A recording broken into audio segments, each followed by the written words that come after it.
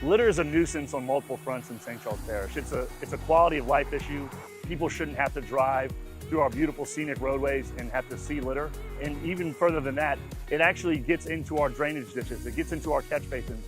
It ends up at our pump stations and affects drainage. So this really is a true quality of life issue. And it's an issue that we want to tackle to make sure that not only is our parish beautiful, but we're making sure that we're maintaining all of that drainage equipment and conveyance that keeps you dry. We just ask you that you help us keep St. Charles Parish beautiful.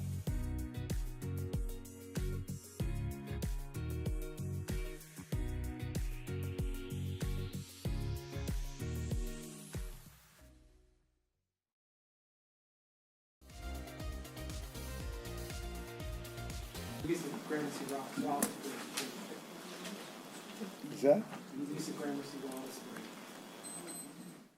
I don't even know how to get to it. Siri's gonna have to get me there. I think he stalled an 18-wheeler on the bridge. He just walked here from there. I had to go to 3127 I cut through by Mary's Plantation. Through the plantation house.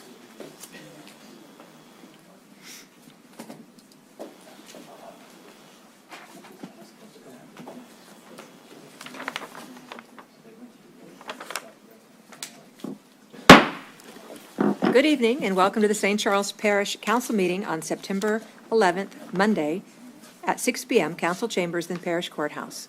Please silence all electronic devices and remove all hats. This meeting is called to order with a prayer led by Ms. Kathleen Collett and a pledge of allegiance by Ms. Sheila Curry from the Daughters of American Revolution.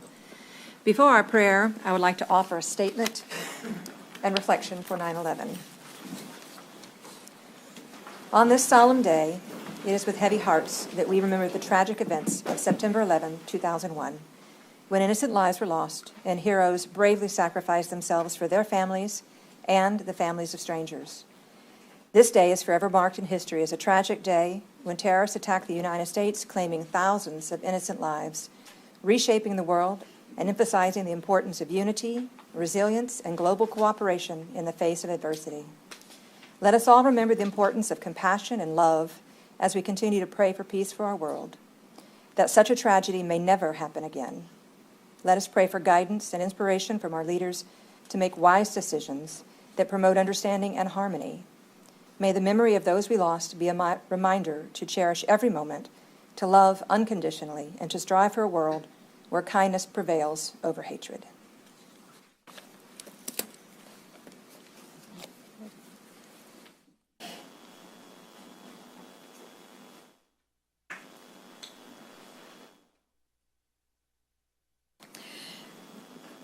Give the American people, we pray, Lord, wisdom and courage.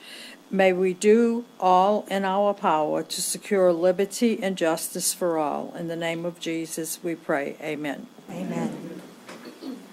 I pledge allegiance to the flag of the United States of America and to the republic for which it stands, one nation, under God, indivisible, with liberty and justice for all. Thank you, Ms. Collins and Ms. Curry.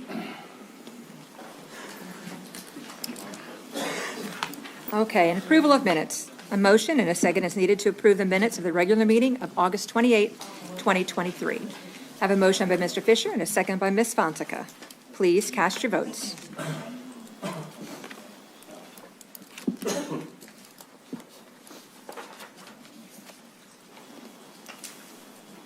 And that passes unanimously with Ms. Fisher-Cormier out for right now. Special business, proclamations, canvass, returns, etc. Item number 2023-0235, proclamation, Constitution Week. President Jewell. Thank you, Chairwoman. Proclamation. Whereas our founding fathers, in order to secure the blessings of liberty for themselves and their posterity, did ordain and establish a Constitution for the United States of America. And whereas the Constitution of the United States, the guardian of our liberties, embodies the principles of limited government in a republic dedicated to rule by law, not by man. And whereas September 17th, 2023 marks the 236th anniversary of the drafting of the Constitution of the United States of America by the Constitutional Convention in 1787. And whereas it is fitting and proper to accord official recognition to this magnificent document and its memorable anniversary, and to the patriotic celebrations which will commemorate it. And whereas Public Law number 915 guarantees the issuing of a proclamation by the President of the United States of America designating September 17th through September 23rd each year as Constitution Week.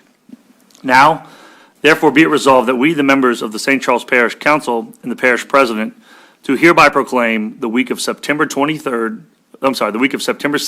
through the 23rd, 2023, as Constitution Week in St. Charles Parish, and hereby urge all citizens to study the Constitution and reflect on the privilege of being an American with all of the rights and responsibilities which that privilege involves. Be it further resolved that we, the St. Charles Parish Council and the Parish President, do hereby commend the 8 New Orleans District 4 chapters of the National Society of Daughters of the American Revolution chapters by Lafouche, Francois de Levry, New Orleans, Oliver Pollock chapter, Spirit of 76, St. Tammany, Vieux Carré, and the German Coast chapter for their patriotic programs commemorating the occasion, and to express gratitude for the privilege of American citizenship in our republic functioning under the superb body of laws, the Constitution of the United States. Here to accept is Ms. Sheila Curry and Kathleen Collins.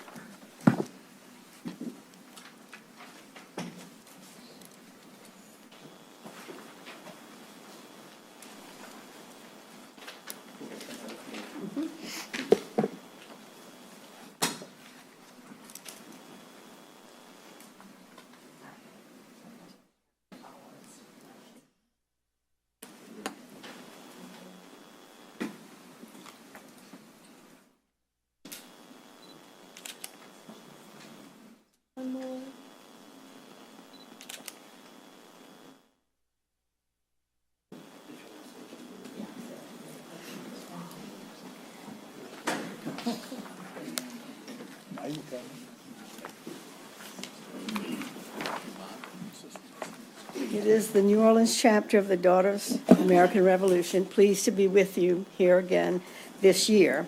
And as a reminder, Constitution Week is an American observance to commemorate the 1787 adoption of the U.S. Constitution. Constitution Week commemorates the formation and signing on September 17, 1787, the U.S. Constitution. It recognizes the value of the American experiment and the success of a nation of free people whose rights and liberties are protected by a written constitution. Thank you.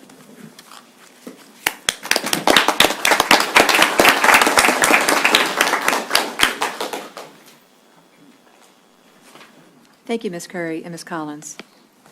Item number 2023-0236. In recognition, Alexandria Margarita Workman, Festival of the Charities, Miss Queen 15. Mr. Gibbs. Thank you, Madam Chair. In recognition, whereas Alexander Margarita Workman is a resident of Jefferson Parish residing in Kenner, Louisiana. She's the daughter of Jerry Workman and the late Bridget Workman. And whereas on October 29th, 2022, Alexandra was crowned the 15th Miss Festival of Charities Queen at the annual Festival of Charities pageant held in Destrehan.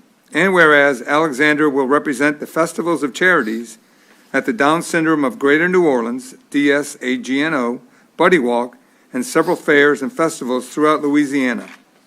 Now therefore be it resolved, we, the members of the St. Charles Parish Council and the Parish President, do hereby offer this tribute and recognition to Alexandra Margarita Workman, Festivals of Charities, Miss Queen 15.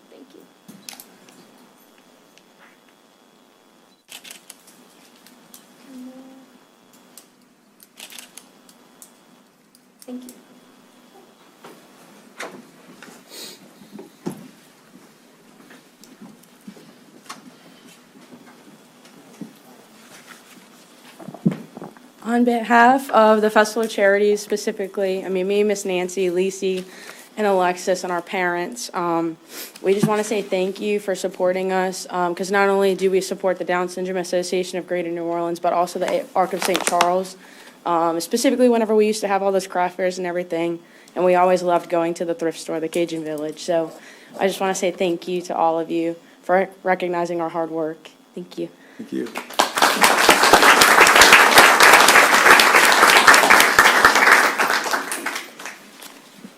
Item number 2023-0237, in recognition, Elisa Lisi Marie Cazelot, Festival of the Charities Butterfly Queen. Mr. Gibbs. Thank you, Madam Chair. In recognition, whereas Alicia Lisi Marie Cazelot is a resident of St. Charles Parish residing in Destrehan, Louisiana, with her parents Dwayne and Al Cazelot. She has two sisters, Samantha Cazelot Sidwell and Shani Cazelot and Kale. And whereas on October 29, 2022, Lisi was crowned the Festival of Charities Butterfly Queen at the annual Festival of Charities pageant held in Destrehan. And whereas Lisi will represent the Festival of Charities at the Down Syndrome of Greater New Orleans, DSAGNO, Buddy Walk, and several fairs and festivals throughout Louisiana. Now therefore be it resolved, we the members of the St. Charles Parish Council and the Parish President do hereby offer this tribute and recognition to Lisi Marie Cazelot, Festival of Charities Butterfly Queen.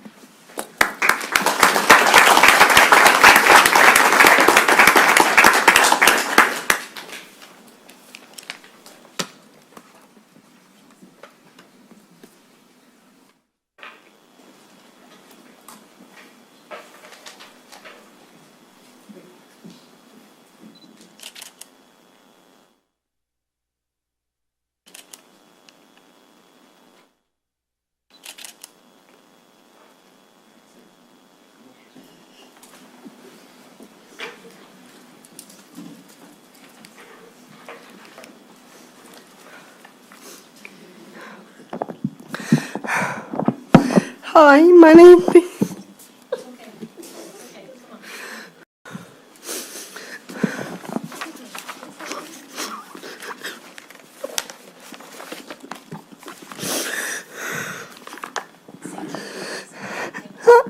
Hi, my name is...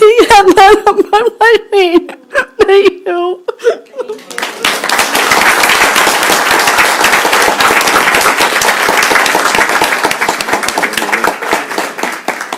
Thank you, Lisi. Item number 2023-0238, in recognition, Alexis Marie O'Connor, Festival of Charities Ambassador, Queen. Mr. Gibbs. Thank you, Madam Chair. In recognition, whereas Alexis Marie O'Connor is a resident of St. James Parish residing in Vacherie, Louisiana, with her parents Sean and Allison O'Connor and brother Nicholas, and whereas on October 29th, 2022, Alexis was crowned the Festival of Charities Ambassador Queen at the annual Festival of Charities Passion held in Destrehan. And whereas Alexis will represent the Festival of Charities at the Down Syndrome of Greater New Orleans, DSAGNO, Buddy Walk, and several fairs and festivals throughout Louisiana. Now therefore be it resolved, we the members of the St. Charles Parish Council and the Parish President do hereby offer this tribute and recognition to Alexis Marie O'Connor, Festival of Charities Ambassador Queen.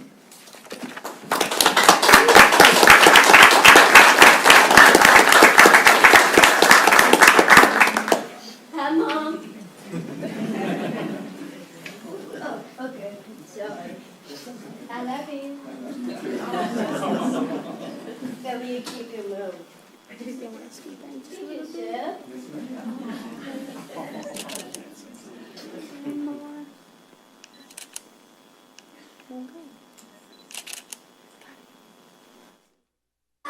Chef.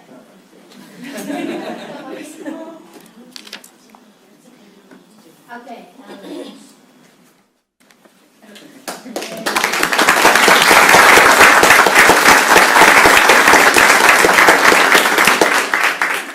Thank you, Alexis. Item number 2023-0239, proclamation. National Child Passenger Safety Weeks, and National Seat Check Saturday. Ms. Fonseca. Thank you, Madam Chair. Proclamation. Whereas every year thousands of children are tragically injured or killed in motor vehicle traffic crashes, many times death and injuries can be prevented by proper use of seat belts, boosters, car seats, boosters, and seat belts. And whereas today all states and United States territories have child passenger safety laws that require child safety seats for infants and children, fitting specific criteria which vary by age, weight, and height of the child. And whereas research shows that car seats reduce the risk of fatal injuries for infants and toddlers, and they are most effective when installed and used correctly, that is why St. Charles Parish is committed to working closely with safety advocates to help ensure children arrive safe and alive. And whereas the goal is to educate parents and caregivers about the best ways to keep children safe while traveling, no matter how short or long the trip. And whereas in Louisiana, child passenger safety fitting stations may be found statewide, with over 600 nationally certified child passenger safety technicians available to make sure your child's safety seats are installed properly. And whereas St. Charles Parish encourages all parents and caregivers to take advantage of this service to make sure that their children are in the right car seats for their age and size, and that the seats are properly installed. To locate an inspection station in your area, please go to www.lahighwaysafety.org or call your local fire department. Now, therefore, be it resolved, we, the members of the St. Charles Parish Council and the parish president, do hereby proclaim September 17th through 23rd, 2023 as National Child Passenger Safety Week, and proclaim September 3rd, 2023 as National Seat Check Saturday in St. Charles Parish, and urge all citizens to help reduce injuries and the tragic loss of life by buckling up themselves and their children on every trip, every time. And we have Mr. Jeffrey Fobb.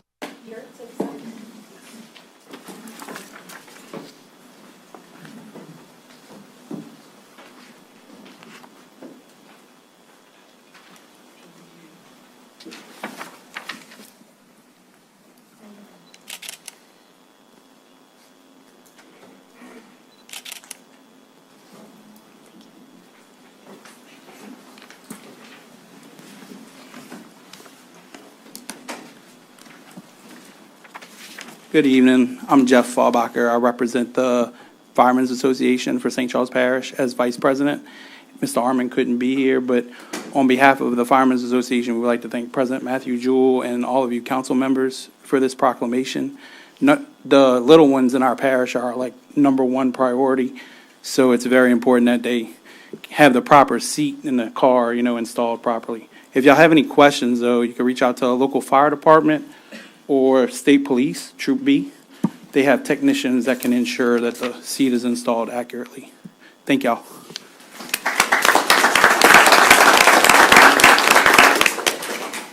Thank you, Mr. Fallbacher. Item number 2023-0240, proclamation, Alligator Weekend in St. Charles Parish. In recognition, Randy Mathern. Mr. Alligator. Ms. Cluley. Thank you, Madam Chair. Proclamation, whereas the St. Charles Rotary Club will sponsor its annual Alligator Festival September 21st, 22nd, 23rd, and 24th, 2023. And whereas the festival has grown in popularity every year and continues to attract people to St. Charles Parish to enjoy a weekend of delicious food and live entertainment. And whereas the festival helps to publicize the economic and nutritious aspects of the alligator, and whereas proceeds from this festival benefit college scholarship funds awarded to area high school students. Now therefore be it resolved, we the members of the St. Charles Parish Council and the Parish President do hereby proclaim September 21st through the 24th, 2023 as Alligator Weekend in St. Charles Parish, and encourage all citizens in the parish to attend the festival at the St. Charles Parish West Bank Bridge Park.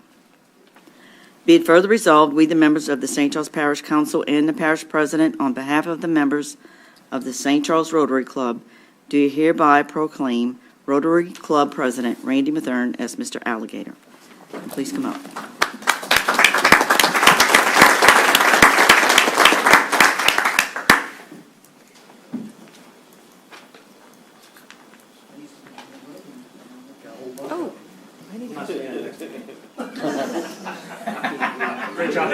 Yeah, thank you, I appreciate it.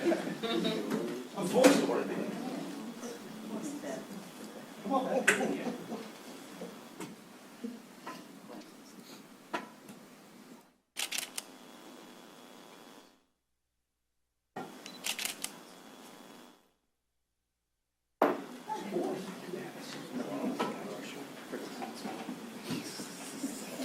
Eric, you probably give her emotional support. He wanted to make sure I didn't mess nothing up. I just wanted to thank our parish president, Matt Jewell, and the parish council for giving us this proclamation and to help us give over $1 million in scholarships to St. Charles Parish Schools. And we want to continue that support in our 42nd year, and we want to continue it. So thank you again.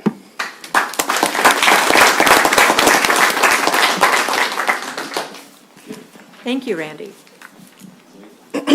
Item number 2023-0241, proclamation, King Cat Fishing Tournament Weekend. Ms. Belloc. Thank you, Madam Chair. Proclamation. Whereas the River Parish Tourist Commission is hosting a king cat fishing tournament in St. Charles Parish, September 22nd, 23rd, 2023, with the local events taking place in Lac des Allemands, Lake Salvador, and the Mississippi River, I-10 from Baton Rouge to Venice. And whereas teams of 3 compete on a national level in local qualifier events, which draw in more family competitors and also bring in competitors that otherwise would not compete in tournament fishing. To encourage further family involvement, a 4th person on the team who is under 16 or over 65 is allowed at no charge. And whereas the tournament will also host the King Kids Fishing Rodeo to be held in the Bonnie Carey Spillway on Saturday, September 23rd, 2023, where all kids ages 15 and under are welcome. Participants will have their names entered into a scholarship drawing at the end of the year, and whereas the tournament's final weigh-in site will be held in conjunction with the Alligator Festival at the West Bank Bridge Park on Saturday, September 23rd, 2023.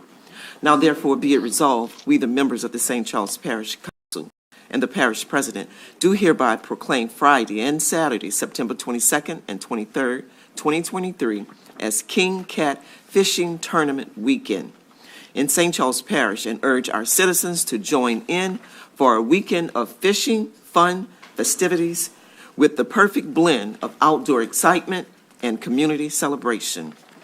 We have Ms. Elizabeth Joseph to accept.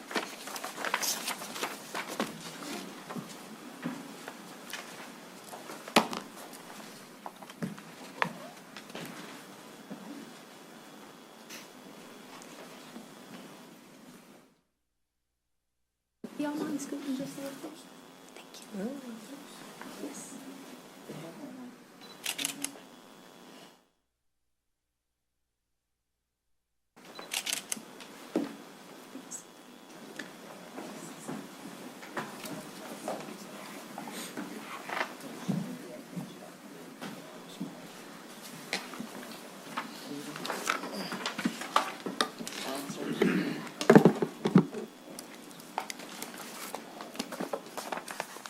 Okay, as mentioned in the proclamation, I'm Elizabeth Joseph. I'm the chairwoman of the River Parishes Tourism Commission, which includes 3 parishes, St. Charles, St. John the Baptist, and St. James Parish.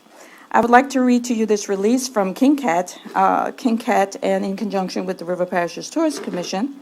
We would like to thank the parish president, Matthew Jules, and the St. Charles Parish Council for proclaiming Friday and Saturday, September 22nd and 23rd of the year 2023, King Cat Fishing Tournament Weekend in St. Charles Parish. We are thrilled to bring our tournament thrill to your community and join with Alligator Festival to provide opportunities for families to come together and enjoy fishing and so many other family events. It is our goal to provide a safe, enjoyable fishing experience, not just for our anglers, but also for their families and the families of the community. Thank you to the community leaders for allowing us to participate in this exciting weekend, and we hope to see many of you there. Thank you.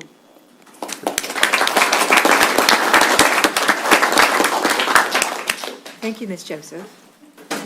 Item number 2023-0242, proclamation, National Hunting and Fishing Day. Mr. Dufresne.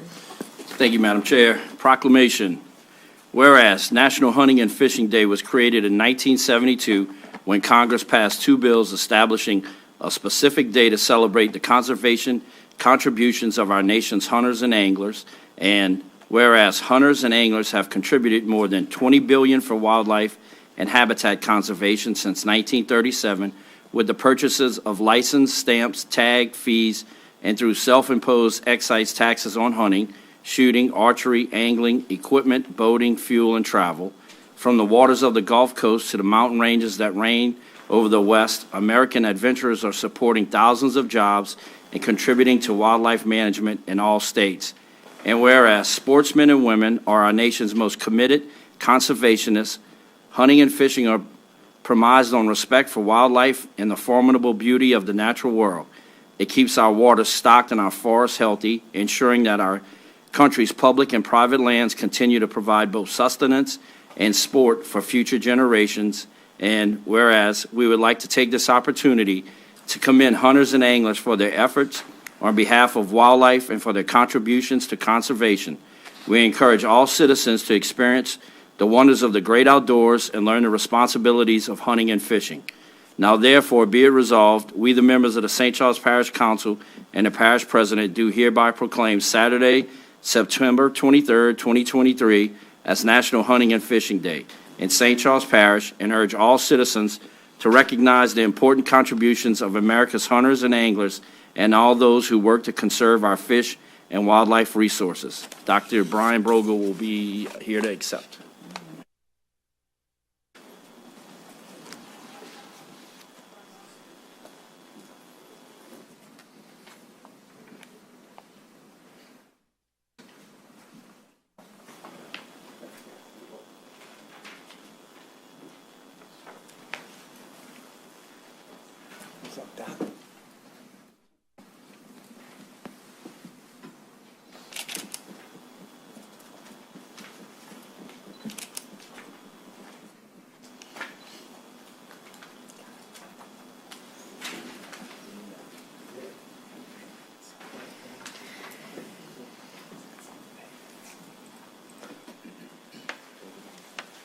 Evening, everyone. I'd like to thank Parish President Matt Jewell and the rest of the council members for issuing this proclamation. It's really important, and we do this yearly, and it's been my honor to accept this on a yearly basis. This year, I was elected president for the state, or chairman for state for Ducks Unlimited 23 and 24, and I've been on the executive committee for CCA since about 2009, and it's really my passion for conservation, and it means a lot.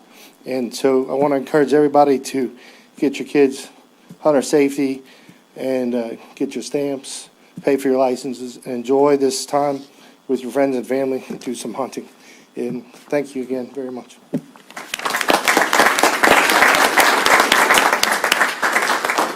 Thank you, Dr. Brogel. Item number 2023-0243, proclamation, Family and Friends Festival Weekend. Ms. Gordon. Yes, thank you, Madam Chair. Whereas Historic Bell Baptist Church in Luling is holding their Family and Friends Festival on October 21st through the 22nd, 2023, and whereas Historic Bell Baptist Church, headed by Reverend Rodney Johnson Sr., invites everyone to come and enjoy a day of delicious food and be entertained by a host of gospel music and entertainment from visiting choirs. Now, therefore, be it resolved, we, the members of the St. Charles Parish Council and the Parish President, do hereby proclaim October 21st through the 22nd, 2023, as Historic Bell Baptist Church's Family and Friends Festival Weekend in St. Charles Parish, and encourage all citizens to attend the festival at 300 Hackberry Street in Luling, Louisiana. And we have Miss Yvonne Green and Miss Ariel Butler.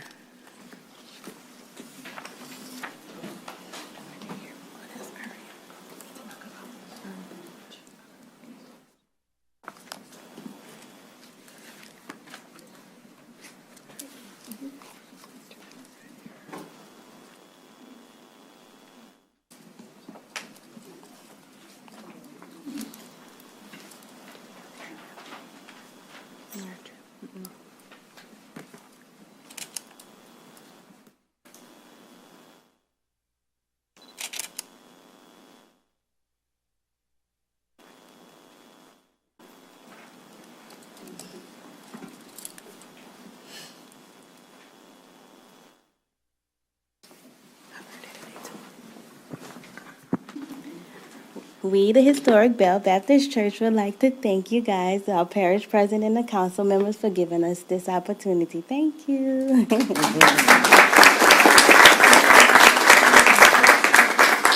Thank you, Ms. Butler and Ms. Green. Item number 2023-0244, proclamation, National Rail Safety Week. President Jewell. Thank you, Chairwoman.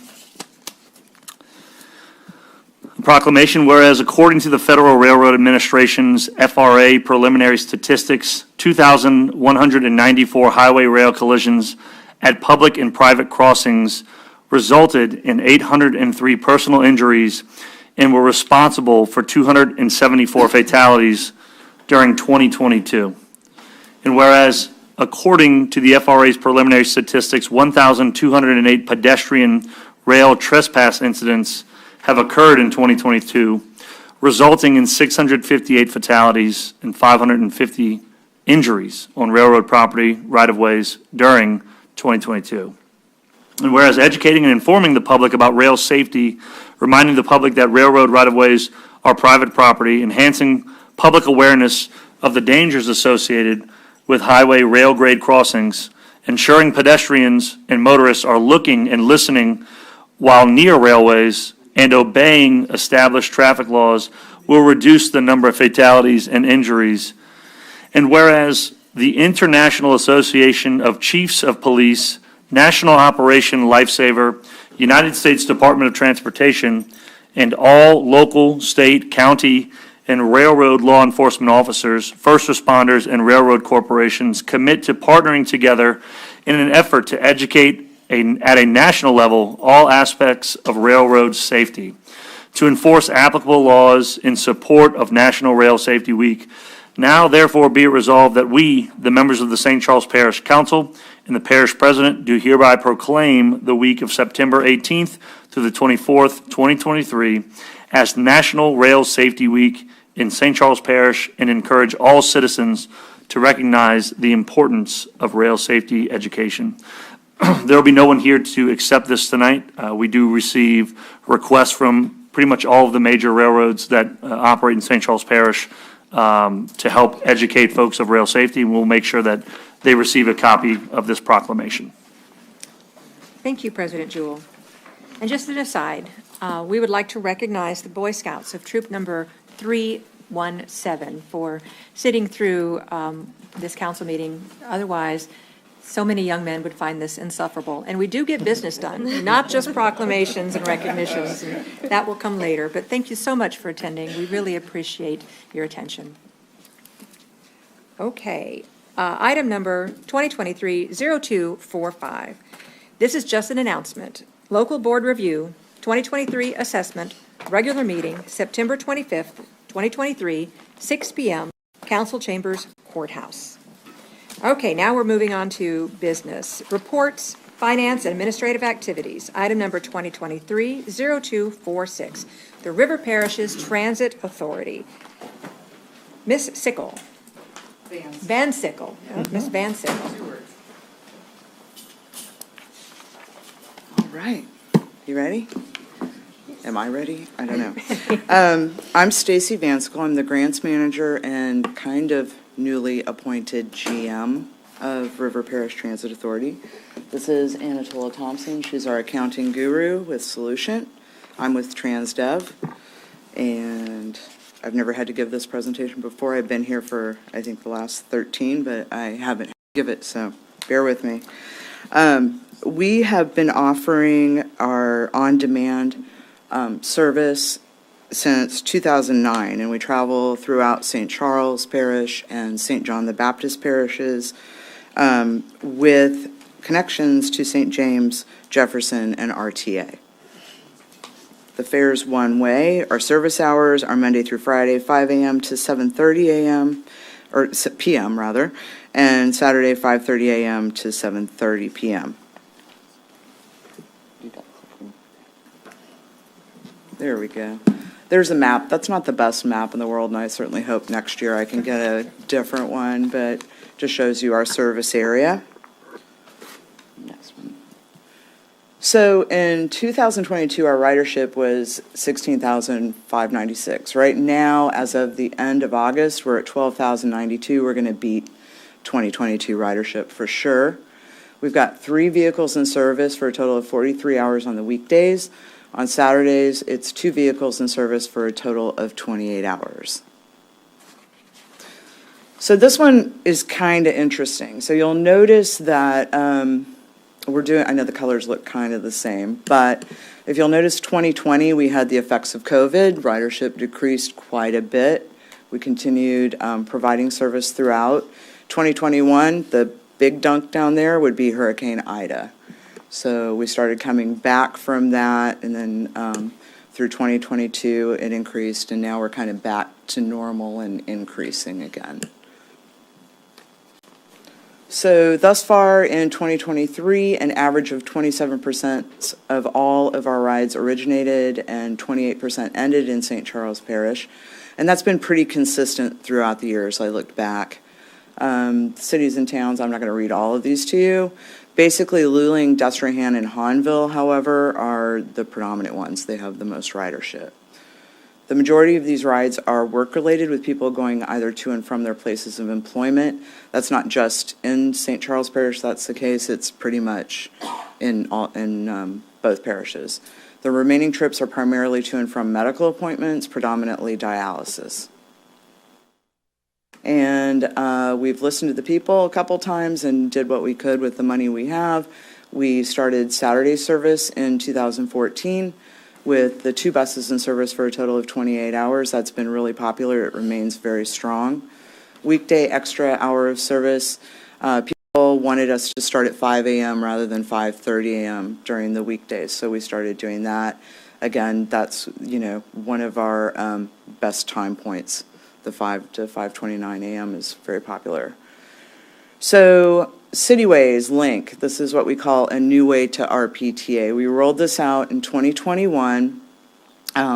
Basically, Link is an on-demand service scheduling system. So you can go on your phone or you can go on our website rather than calling in. On-demand rather than fixed route, you call in and it's kind of like calling an Uber or calling a cab or something. You say, I want to go from my house to Walmart or wherever to my doctor's appointment. But you can do this now on the app and on the website. Everybody, I was a little worried. Some of us were a little worried because we do have maybe an older demographic, and we wondered how that was going to work out. It's been amazing. So now we've got nearly 75% of all our bookings are made through the website or the app, and everybody's giving it almost 5 stars. So it's been really good. It's also really good because it means that the shared booking rates are higher, so the fuel consumption and the mileage are kept lower. That's good for our vehicles and the environment. So it's much more efficient and cost-effective overall. The funding, my favorite.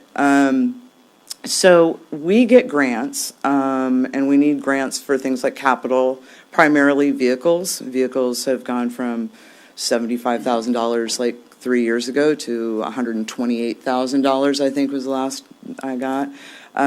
Preventive maintenance to keep those vehicles running, and operations. So we get funding for that, but we also need a local match with federal funds, right? 50% for operations, 20% for capital and preventive maintenance. So the local match we get $125,000 a year from St. John and St. Charles, and then we get about $75,000 from the state mass transit funds. And that helps us do that. So the fare box revenue, this means that the fare box revenue that we get in only kind of covers 2.24% of the overall operations. It's nothing, fare revenue. Some people think that fare revenue covers everything. It's like nothing. It's a drop in the bucket. So this is the sob story thing here, the challenges. Just RPTA is not alone in that the fare revenue doesn't pay for, everything. They just don't pay for themselves, and that's kind of overall nationwide. Some of the things that we've dealt with is movement from more rural service to more urban areas has reduced our income from the state, which is problematic. There's a lot of federal grants that were once available that are no longer being offered by FTA. We did get some funding for both, well, we got funding for what am I saying? The COVID. So we got 100%, so we had no match needed from the FDA for the CARES Act and then the ARPA and the CRISA. So we're still using some of that. Due to the 100% no local match required funding that we received, we are using these remaining funds to cover an average of 20% of the monthly deficit. And these are our board members and the contracted agency, TransDev and Solution. And finally, the contact information. And if you have any questions, I'm happy to entertain you with that. I'll do my best. And if I don't have an answer as the newly appointed GM, I will definitely send you an email. Thank you, Ms. Van Sickle. Awesome. Ms. Fonseca. Thank you, Madam Chair. I'm wondering, the map only covers St. Charles and St. James? It's St. John and St. Charles. I'm sorry, St. John and St. Charles. It doesn't cover St. James. We connect to St. James. We do not run service within St. James. And we connect with Jefferson and Orleans within Jefferson, actually. Okay, but you had some information on St. James in one of the latter slides. St. James? Okay. But- Okay. Okay. President That's all. Jewell. Thank you. Oh, there is a board member from St. James. That might have been it. That was, Mm-hmm. seems like I remember it used to be a tri-parish. Mm-hmm. It did. Well, they did that are, change? they're on our board. We do have a board member from St. James. We do not receive funding from them because they also run their own service. Right. Okay. It may have changed since Good- I remember. Probably, It way yeah. back when. Yeah, maybe so. Thank you. Sure. Anything else? President Jewell. Yes, thank you for giving the report tonight. I just have a question about just like a particular like request. Do y'all get a lot of requests for residents to travel to like the River Region Community College or at all? I'd have to check on that. I believe so. I think this has come up before. I believe so. Certainly something I could look at. And Yeah, report back if to you don't mind, just the River Parish Community College, RPCC, whether it's St. John or St. Charles campuses. We'd just like to know how many people are utilizing the service to get to like a further education location. I can absolutely send that out by email. Thank you. Absolutely. Is there any further council discussion? Okay. Cool. Thank you very much. Thank you all very much for having us. Okay, item number 2023-0247, Department of Finance. Mr. Dewsome.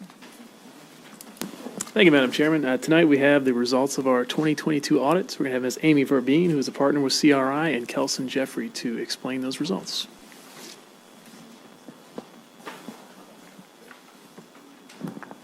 Good evening. Good evening. My name's Amy Verbeen. I'm a partner with Carr, Riggs & Ingram. We completed the financial statement audit along with the single audit, which is related to the federal awards for the year ended December 31st, 2022. And this is the slides.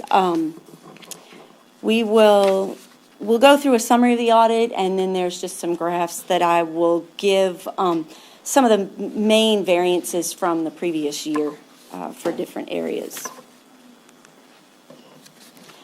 First summary, which is really probably the one thing that you care about most, it was definitely a clean opinion for the audit overall, which just means it's unmodified, which means we didn't have any significant issues.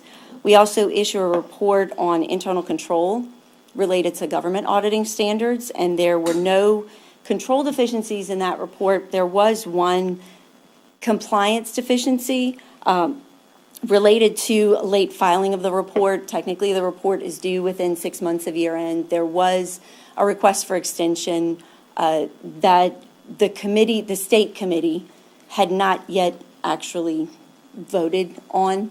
So when we were ready to issue, so rather than hold the report, there was a late finding. Either way, there is required to be a late finding unless it's related, unless the delay is related to a disaster declaration.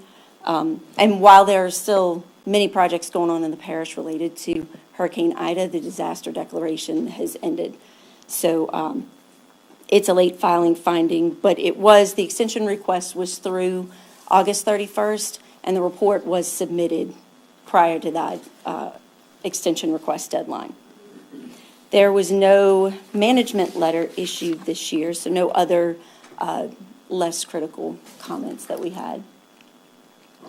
Then specifically related to the federal funding, the report on compliance and controls for uniform guidance, we had no controls or compliance deficiencies in that report. The two programs that we tested this year were a new program, Coronavirus State and Local Fiscal Recovery Funds, and a longstanding program with the parish, the WIOA cluster. And just a note, just to point out that the parish has received the GFOA Certificate of Achievement for Excellence in Financial Reporting for 26 consecutive years. That goes through 2021. 2021's report, and this 2022 report was also submitted for this prestigious award. And just as a little side note there are not a whole lot of governments in Louisiana, for sure, that get this award, certainly 26 years in a row. So definitely an achievement for the parish to have that award. Now we'll move on to some of the graphs. The first one is related to the government-wide, the governmental net position. You can see the colors okay here. The first bars, the taller bars, are net investment in capital assets. It actually decreased from 21 to 22, largely related to depreciation, debt payments, a few disposals, but also new debt issued related to capital improvements. So that reduces, since that's a net number, it reduces that amount if there's additional debt. The lighter blue line there is restricted net position, which increased 21 million. 15 million of that restriction, of those restricted funds, were related to public roads. 5 million related to levees and drainage, and about 700,000 for specific construction in progress projects for the year. And then the gold bar is the unrestricted, so just general increases of the parish. That does include committed and assigned funds. Committed funds are those that the council creates an internal restriction based on your ordinances. Assigned are funds that are intended for specific use, and then traditional unassigned, which can be used for anything. That actually increased 52 million. There was an increase in committed related to buildings and public roads, some non-major funds as well, like add some sinking funds and reserve funds related to some bonds that were issued last year. Some of the assigned amounts were increase related to maintenance and operations, as well as insurance claims. Offset by insurance claims. The insurance claims for 22 actually went down. And then there was a decrease of 24.5 million actually in advances, which was a liability in 2021. That was FEMA funds that had been received related to Hurricane Ida, but not earned, not used yet. So they were liabilities in 21, and those obviously were put to use in 2022. So that decreased. And then the remainder is some amounts related to pension and OPEB, some changes in revenue. Some of that we'll see. The next one is specifically related to proprietary funds, which are, you can see at the bottom there, this is the waterworks utility system, the wastewater utility system, and the solid waste collection and disposal. The net investment in capital assets was approximately the same.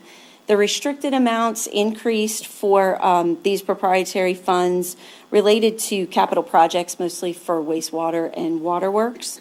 And then the unrestricted stayed about the same. The next one is the general fund balance, which increased about 12, almost 13 million from 21 to 22. Some of that was insurance refunds that were received in 22 related to Hurricane Ida, with about 9 million less transferred to road and drainage that weren't needed. There was a lot of necessary amounts transferred into roads and drainage in 21, specifically related to Hurricane Ida, that weren't needed in 22. And at the bottom, you'll notice there was 52 million in unrestricted. Again, that's going to be committed, so pretty much the whole balance of committed, assigned, and unassigned for that general fund balance. The parish does have an ordinance that requires that that is maintained at the greater of 5% of general fund expenditures or $7 million. So you were well beyond that required amount. The next one is the special revenue fund, fund balance. It increased about 10 million, largely related to roads and drainage. 5 million was some intergovernmental revenue, along with 19 million change in public safety expense. That expense decreased in 22 from 21. Again, a lot of this is related to the work that was necessary related to Hurricane Ida. And then a slight increase in capital outlay as well, but most of that change was related to the road and drainage fund. And then at the bottom, we just have the specific special revenue funds that the parish has that are included in these amounts are down there at the bottom.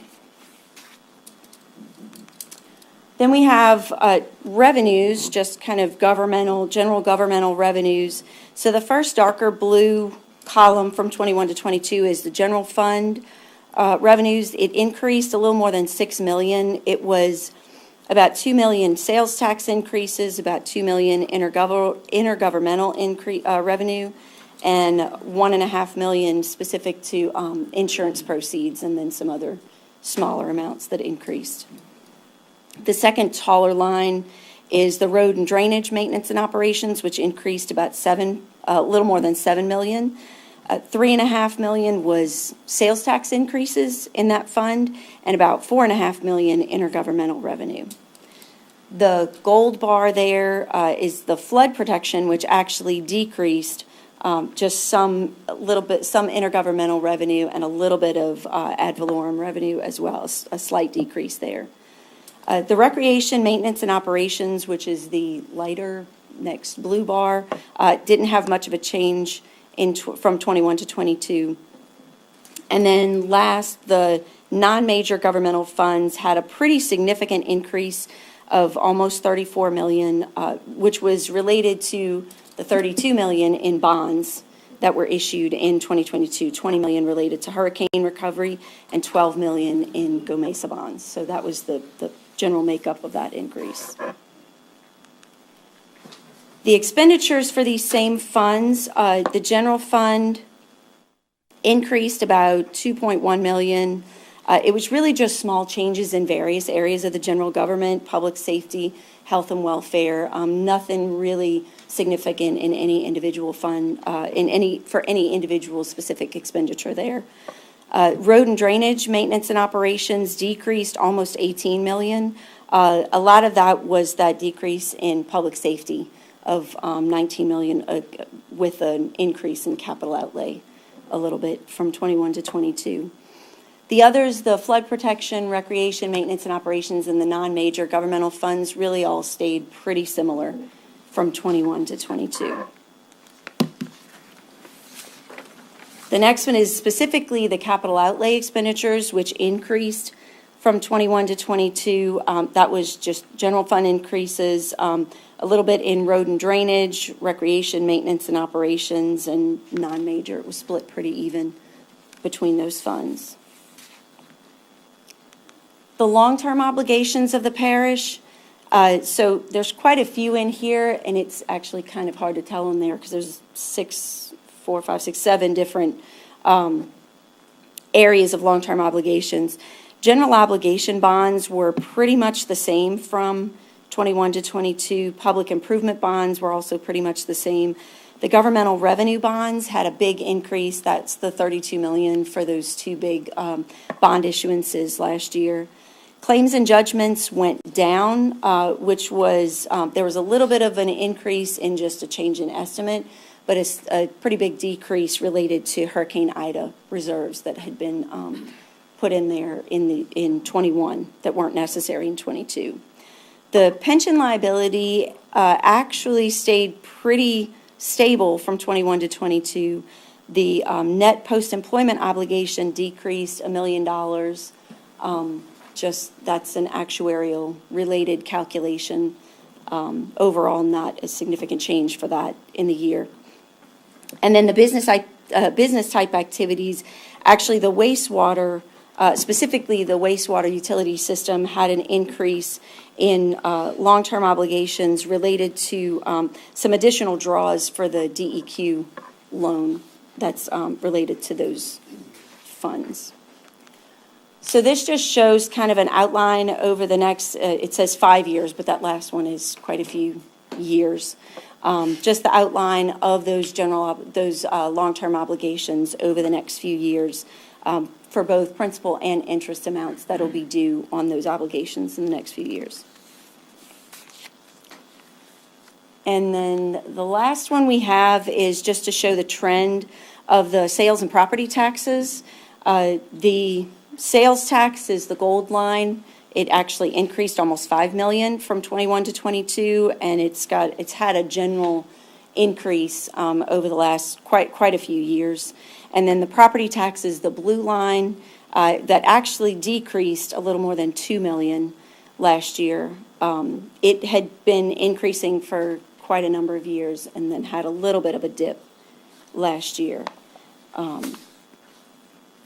That's pretty much it. That's just me. So that's all we have. Big thank you to Grant and the finance department staff. There was a good hurdle to get over this year with the implementation of a new lease standard related to governments, but they had already done a huge ton of legwork and gotten all of that put into the system that they used. So that was very helpful, and they're always very helpful and gracious, give us a nice place to work when we're here. Thank you, Any Ms. Murphy. questions? Doesn't Okay. look like there is. Thank you very much. Item number 2023-0248, Parish President's Remarks and Report. President Jewell. Thank you. I'll let presentation get set up. I know our Boy Scouts are having a great time tonight. Really riveting stuff here. The audit, y'all came on a great day. Y'all should come back when I read the budget message. And 20 pages of pure joy.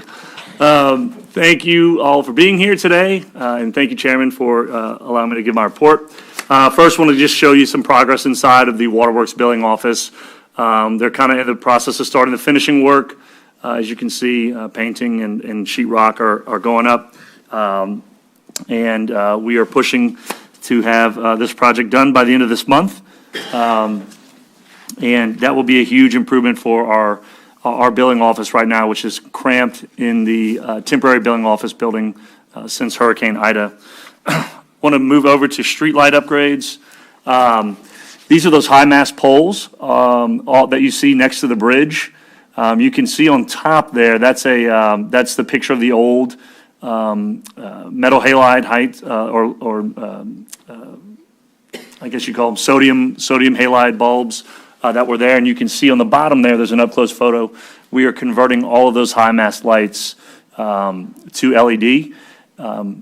It's not as easy of a project as I thought it would be because all of the electrical inside has to be changed out to make sure that it works for the LEDs. A lot of these poles were broken in the sense that the electrical was incorrect or they were assembled improperly.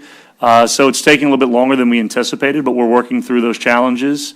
And if you go by tonight, you can see that about 3 of them have been changed, and they are much brighter. They look a lot better.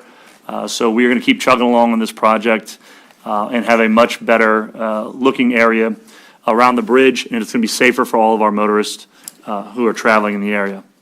Next, I'll talk to you about streetlights. You can see this really wonderful chart on your screen. If y'all remember, we did a streetlight audit, and in that streetlight audit, there were a total of, I believe it was 760 lights out or so.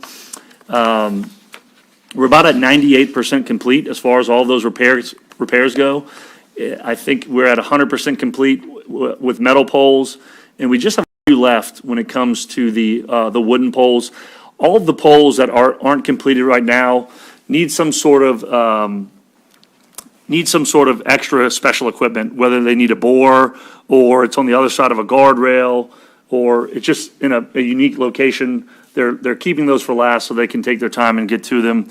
But there are 14 lights that do still need to be replaced that require that special equipment. Obviously, I know that it's quite possible that lights have gone out since we've done the audit. It's a never-ending battle. But I would say that this is the first time in a very long time that we've gotten a lot of our streetlights repaired. And as you know, after Hurricane Ida, there was just so many that went out. So big kudos to Eric Berto, our contract monitor, who's been the point of contact on this and who created 750 work orders so that we could get this done. It was quite a process with Entergy to get it moving. Going over to the RSVP First Responder Thank You Lunch, I want to thank our RSVP volunteers who served lunch for our first responders with their day of service for 9/11. So thank you to the RSVP volunteers, and thank you to our first responders for all that they do for our community. Going over to the Animal Shelter Volunteer Day, on Saturday, our volunteers took the shelter's canine inhabitants out to stretch their legs for long walks under the Hailbox Bridge. If you're interested in volunteering at the animal shelter, we want you to get in contact with them. You got to be 14 years or older. And if you're under 14, you have to be accompanied by a parent, but you can still come and volunteer. Trainings occur every Tuesday at 10 a.m. with occasional Saturday classes as well, which is announced on our animal shelter's Facebook page. You can reach out to the animal shelter if you have more information. That's 985-783-5010. Going over to tackle football, a bunch of our recreational games got back off to a great start. We had tackle football, soccer, cheerleading. First games for more than 3 years took place on Saturday. If you remember, in 2020, we weren't able to have tackle football because of COVID. In 2021, we weren't able to have tackle football because of Ida. In 2022, there just wasn't enough kids who signed up. And now, in 2023, we have enough kids. We're coming back stronger. And with a great partnership with our St. Charles Parish Public Schools, all of the tackle football games are going to be held on Saturdays at HHS and DHS on their turf fields. And such a great experience for our kids to play on that turf. And hopefully they'll be playing on that turf when they get to high school. We have 205 kids participating in tackle football this year. So like I said, it's been a great weekend, and thank you to all of our coaches, our volunteers, our booster clubs, who truly make those seasons possible. Going over to beanbag baseball, our seniors are back in full swing at the Edward A. Dufresne Community Center. Started last Wednesday. All seniors who are 55 years and older are invited to come out to the Edward A. Dufresne Community Centers on Wednesdays at 10 a.m. to join in on the action. This past Wednesday, we had more than 30 players for our largest Week 1 turnout to date. So as you can see, beanbag baseball is growing, and we look forward to continuing that because it is such a great program for our seniors. And I'm going to tell you what, they are very competitive when it comes to beanbag baseball. A lot of smack talk going on, and a lot of donuts and coffee. It's great. Recreation, construction updates. We got the West Bank Bridge Park and West Bank Spray Park upgrades. You can see that dirt work has been going on over there at both locations, and we're about 1 month in on those projects. They've cleared the fields at the West Bank Bridge Park. They've started to outline the build of the additional parking at the Edward A. Dufresne Community Center. And other projects going on, we have the Monsanto fence, which is complete. I don't think that's in there. And we're still working on the tree fertilization, which will begin in a couple of weeks. And we are currently working at Lagatuda Park, changing old fencing and replacing it with new fencing there. So a lot of projects going on. We actually have another amenity on the council agenda tonight. And we look forward to hopefully having that pass. I know our recreation director is excited to speak on it.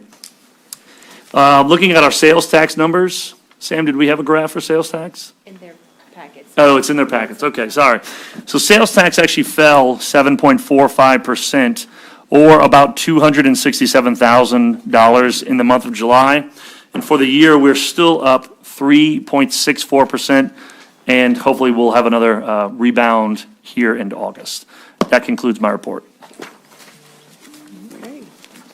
Thank you, President Jewell. Any questions from the council? Ms. Gordon? Thank you, Madam Chair. Quick question on the streetlight audit. So the streetlight audit was based on calls that were placed? So, no, the streetlight audit, we actually were proactive. We took parish employees from planning and zoning, and we had them ride their routes. As you know, we have code enforcement folks who go out. So they rode routes, and they took down any of the streetlights that were not working, and that's how we came up with that number.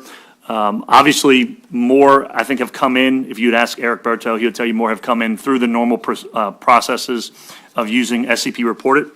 But the way we were able to collect so many of those streetlights in that kind of one big batch was having our employees go out and actively look for the lights that were out. Okay. All right, because there are still some that were out on River Road in Hornville. Okay. And then the If you want to get those to me, I can okay. make sure they're not missed by Entergy. Okay. And one other thing, Mr. Foray, you're here. This is not in reference to tackle football, but it is in reference to the park on Keller Street. Can we have the school to open up the gate on Keller Street so the individuals can park inside the field? Not the field, but the parking lot. We can pass that on to the folks at the school system. Yes. Okay. Thanks. And that's for soccer games? No, well, football practice maybe, I guess. Practice and soccer also. Soccer takes place at Yes, soccer also, soccer and whatever activities they had.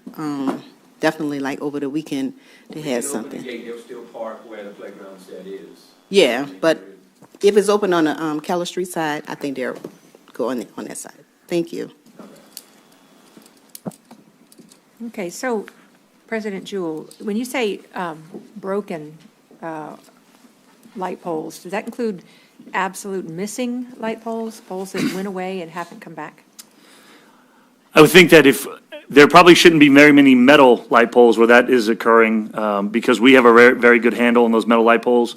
If you know of a street light that is completely missing, or that a new pole went up, we need you to get that to us. Okay. The planning and zoning folks wouldn't have known that, and we have run into instances where after Ida, lights went missing off of one pole, but they got put on another pole nearby, and so that would probably not be in our system. So, look, we need your eyes and your eyes on the ground. So if y'all have any other ones that y'all need, let us know, and we'll make work orders for them. We'll reach out to Mr. Berto. Yes, you can do that. Yes. Thank you. Are there any other comments or questions?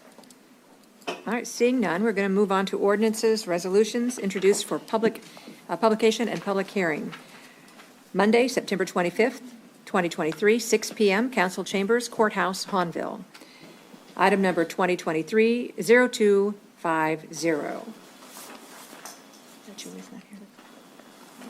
All right. Okay, ordinance is scheduled for a public hearing introduced at a previous meeting. Item number 2023-0229. An ordinance approving and authorizing the execution of professional services agreement with Alpha Testing and Inspection Incorporated to perform testing services for the Primrose Canal Cleaning and Improvements, project number P210202, in the not-to-exceed amount of $26,000. The administration has requested that this file number 2023-0229, introduced on August 28, 2023, be postponed indefinitely and reintroduced for public hearing on Monday, September 25th. A motion and a second is needed to postpone and reintroduce file number 2023-0229. I have a motion by Mr. Fisher and a second by Ms. Fonseca. Please cast your votes to indefinitely and reintroduce file number 2023-1229.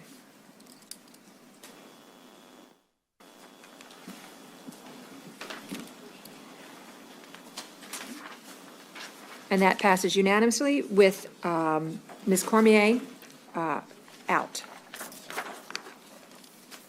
Item number 2023-0234, an ordinance approving and authorizing the execution of a contract with Sage Construction, LLC, for the Rathbone Park Development Restroom Facility, project number RECRR 2023, in the amount of $351,000.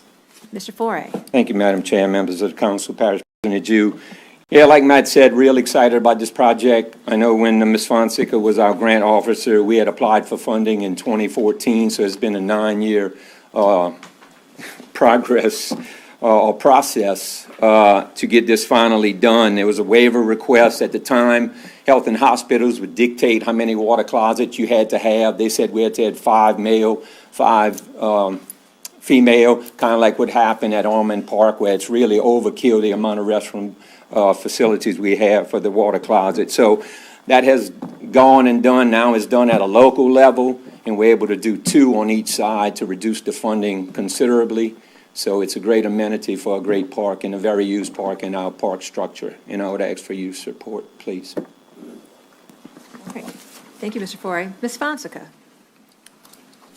Thank you, Madam Chair.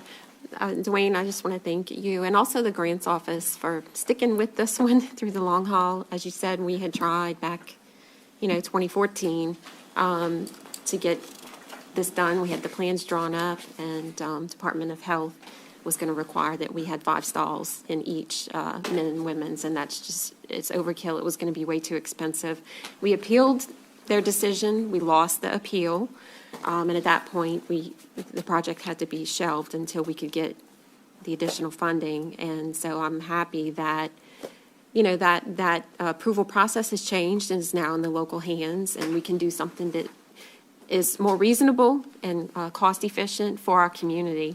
And we were able to get this done finally. Thank you very much. So I jumped ahead of myself, and we need to open this for public hearing. File number 2023-0234 is now open for public hearing.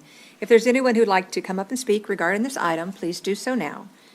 Please state your name and address for the record. You'll have 3 minutes to speak. Seeing none, public hearing is now closed. Is there any council discussion? Ms. Cluley. Thank you, Madam Chair. Mr. Foray, this has been a long-awaited project to come. I know the facility right now just has portalettes and has had since its inception. Can you tell us a little bit more about what's going to be built? Is it just restrooms? Is there storage? Is there any other? It's exactly the same facility that we just built in Ashton, restroom, concession, and storage. This one does not have the concession stand feature, so we don't have a 3-compartment sink or any refrigerator. It's storage from Mimosa Booster Club and restrooms. It's the same size, 24 by 20, same brick. If you look at Ashton, when Rathbone is built, it'll look like the same building. The good thing about Rathbone, it's $70,000 cheaper than the one at Ashton. At the time we put Ashton out for bid was when prices were through the roof. Now things have come down a little bit. So engineer's estimate was $356. It came in at $351. So we're excited about that because that doesn't happen often. Thank you. Is there any additional council discussion? Seeing none, please cast your votes for file number 2023-0234.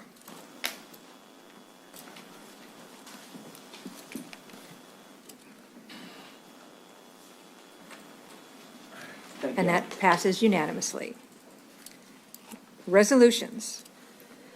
Item number 0249, a resolution endorsing a waiver from Appendix C, Subdivision Regulations of 1981, Section 3, Geometric Standards, B Blocks 1.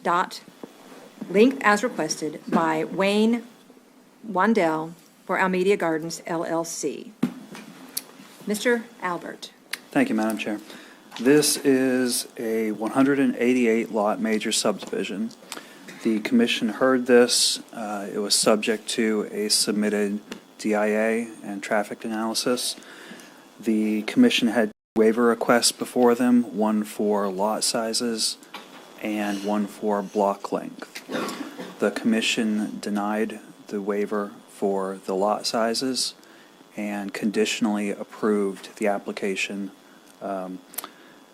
requiring the applicant to correct the deficient lots, approving the waiver for the block length, and requiring a report to be submitted to the school board addressing their concerns over access. All of those things were completed. The applicant submitted the revised plat with the corrected lots.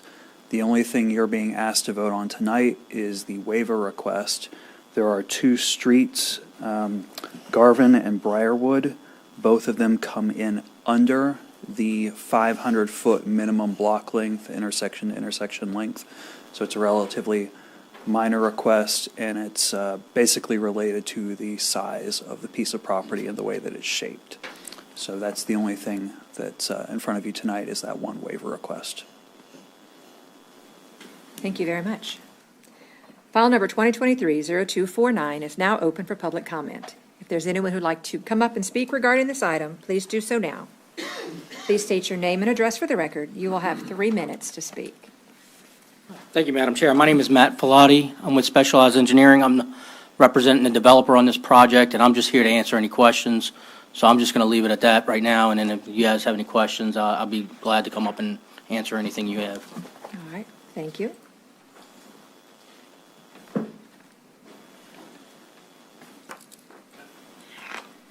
Please state your name and address for the record. Sure. My name is George Vance. I live at 153 Oak Manor Lane. I also own a property, a home on 245 Riverview Drive, both of them in St. Rose, that are going to be adversely affected by this subdivision request. I don't think it should have passed planning and zoning, but that's been done. I spoke at that meeting. Definitely do not grant them any waivers at all. That I don't think it's fair. I think it was underhanded the way that it was handled with our residents. Only 20 people were officially notified of this subdivision. Everyone else in the parish would have to stop and read the poster board at the end of River. You'd had to go into Charlestown to the backwoods and read the sign there, or you could fly by it on Almedia Road and read the sign. That was the only way that anybody knew about the planning and zoning meeting that they passed unanimously. So I don't think the subdivision needs any waivers. I don't think it meets the criteria for a subdivision should be developed at this time with all the drainage issues that we experience in St. Charles Parish. I had a neighbor recently ask me about why he had crawfish in his backyard. I said, that's nothing. That was 1.5 inches of rain. The man just spent $500,000 on a house and just invested another $100,000 in it. And he moved from Luling to St. Rose because of flooding. And I said, well, if this project continues on in St. Rose, we will have flooding like we haven't seen in quite a while. The pumps are there. There's no access for water to go under the tracks from St. Rose to make it to the airline pump. So that's my stance on the whole development. I don't think it should have even come up for this. And if you really let the residents of St. Rose know about it before, there would have been it wouldn't have passed planning and zoning. Thank you. Thank you, Mr. Vance.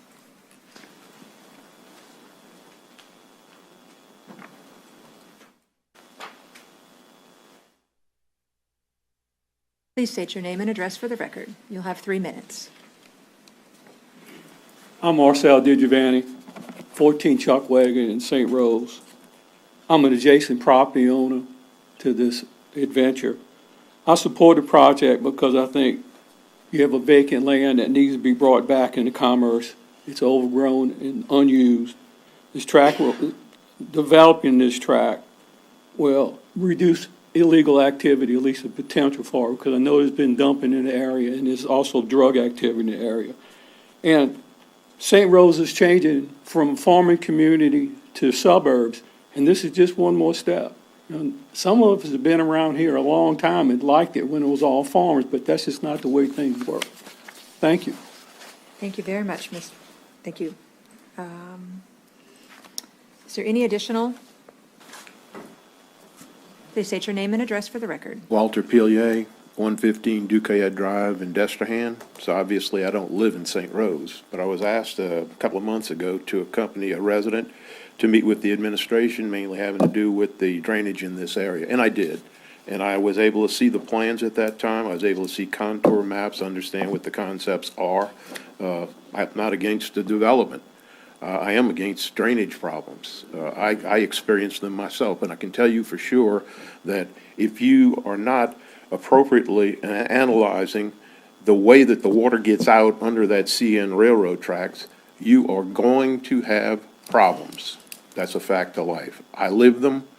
I've worked on trying to see if that could be solved through our administration, and we're hopefully going to see that next year. What I see here has the potential for causing a lot of flow in places it wasn't intended to go, nor does it have enough capacity to handle. If that happens, not only will these people who are moving in this area suffer, but people adjacent to it will as well. I was able to go in and look at the video from the meeting at the Planning and Zoning, and there was a lot of energy from some people on the council, even from people running for office, etc.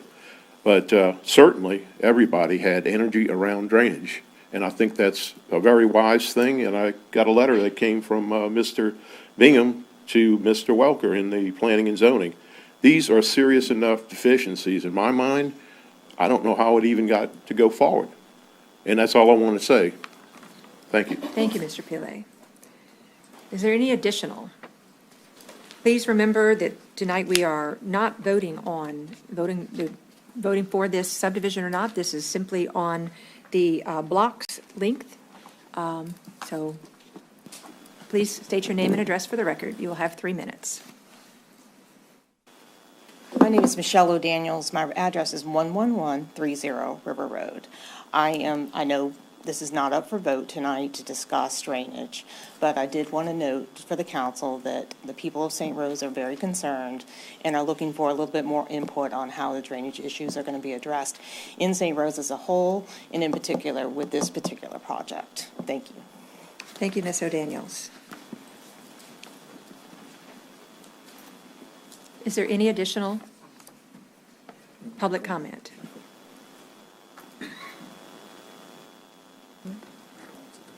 Oh, Michael. Yes, sir. Just one thing. I wanted to add in the notice was appropriately done. 34 distinct properties were notified almost entirely on Riverview Drive.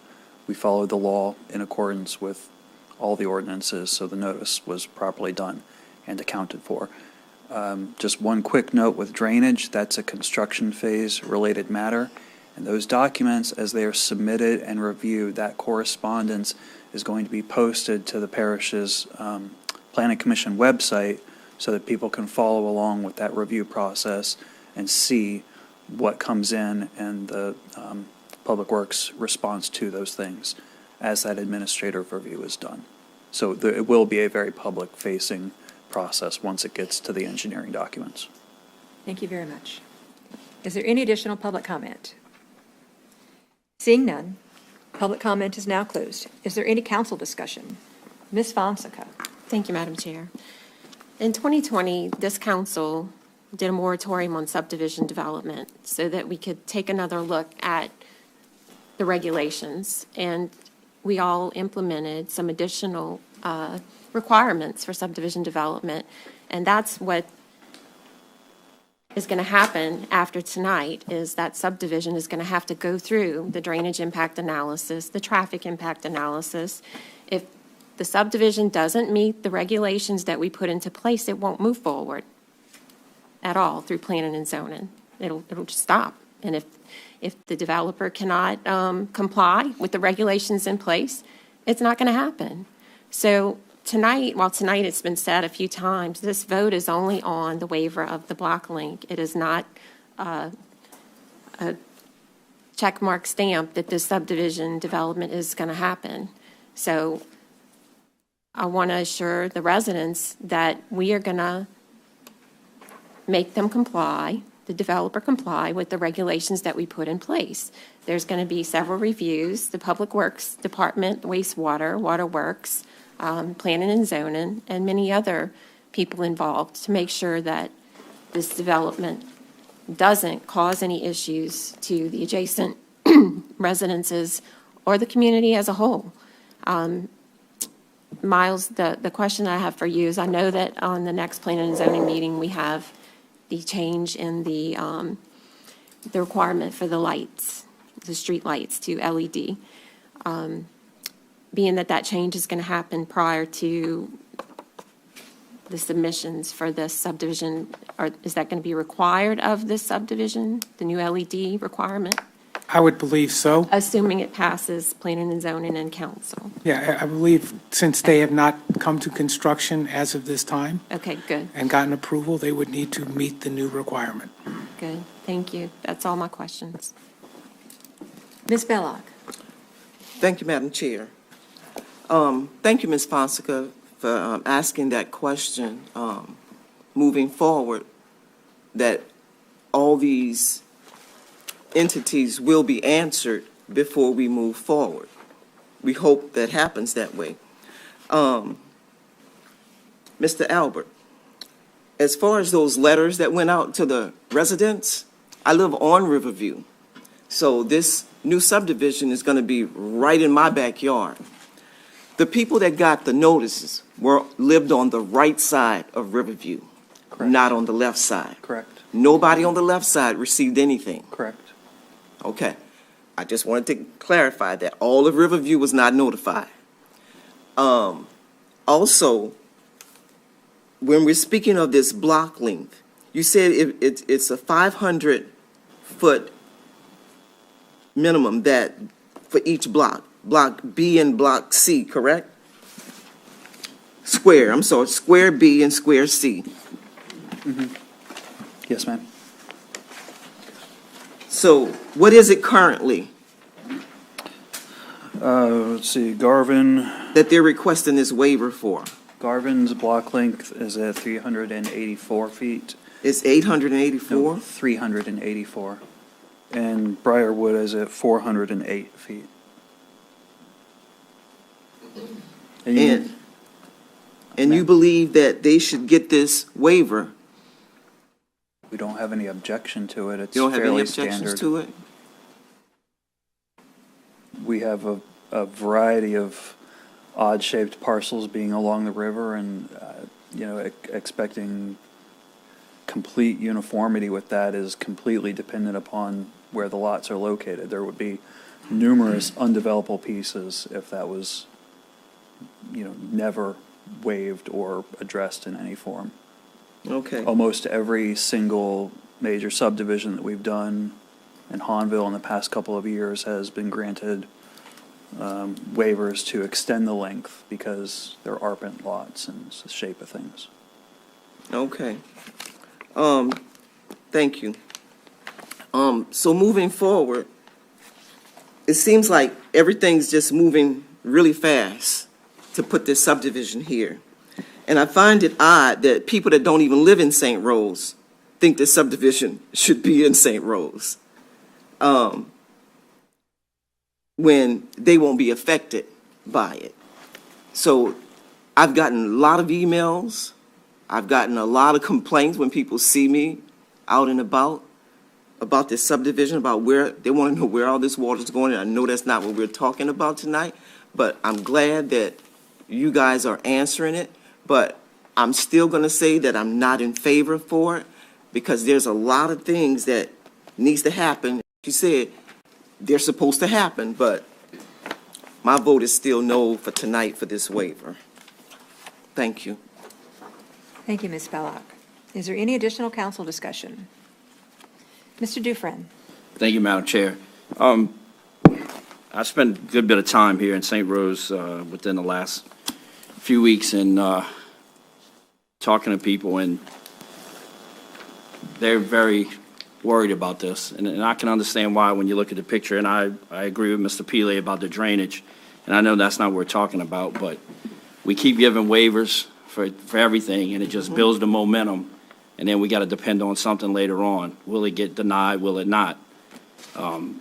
So I struggle with this, but we were elected to represent the people who are in the parish now, not the people who are coming in the future. So I'm just not in favor of giving waivers. We have rules, let's follow them. Change it up. Did we ever talk about, I know we had putting the cart in front of the horse, Michael, but what about a detention? Are we going to build a retaining pond, a detention pond for drainage? I can't speak on the drainage, but we did have multiple waiver requests, and all of them were strictly scrutinized. I mean, we recommended denial of the other one, and the commission defended that. So they're not skating through. These are being analyzed appropriately.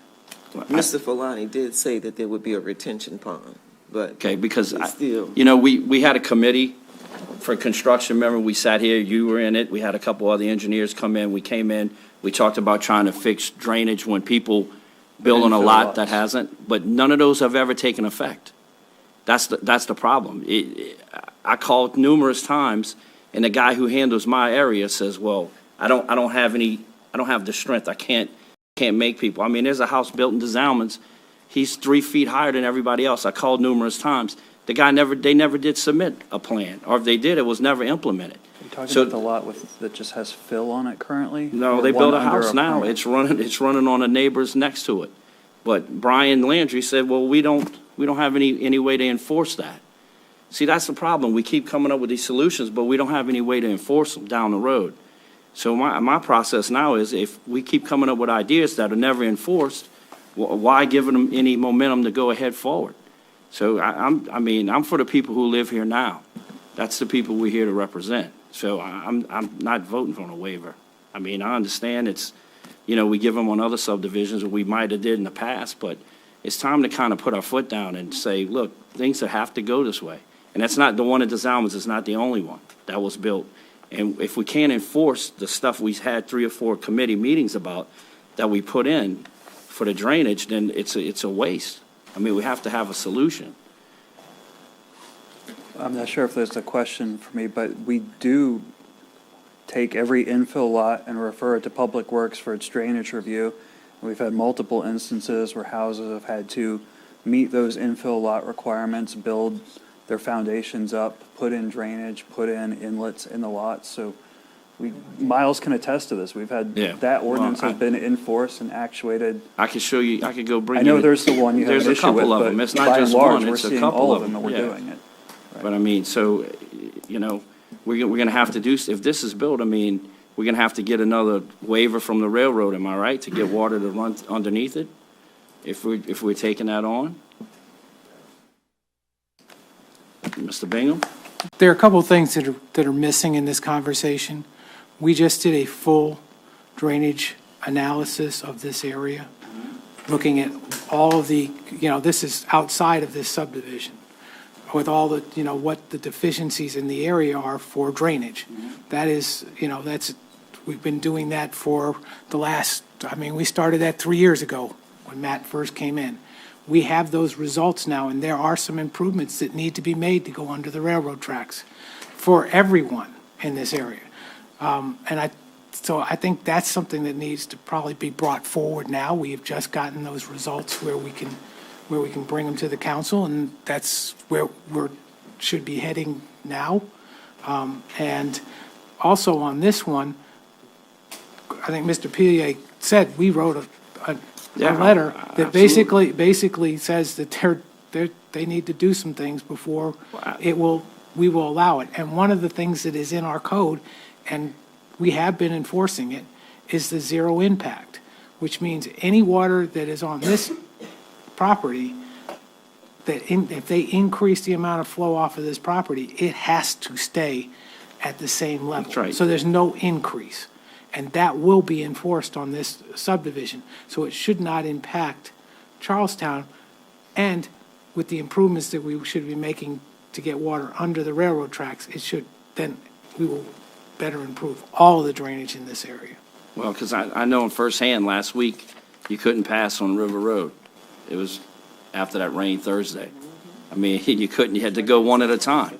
That And that's- happens to be a yeah. DOTD problem. Yeah, well, I mean. Just to I clear that understand up, that, but I we're going to mean- solve that one too. Yeah, I mean, the DOTD is the DOTD, but I mean, I just can't, we just keep, I don't know. There's no answer to it, but I'm just not in favor of keep giving people waivers. Mr. Fisher. Miles, so I'm looking through the findings, and I'm looking for the fact that there was a drainage impact study submitted May 1st, 2019, revised February 2023. So that's after our change our subdivisions. Per the memorandum dated the 25th, outstanding items need to be addressed during construction plan review. So the construction plan review still has to occur, correct? That's correct. All right. In fact, one of the sentences says, final construction approval will be withheld until drainage concerns are met. Okay.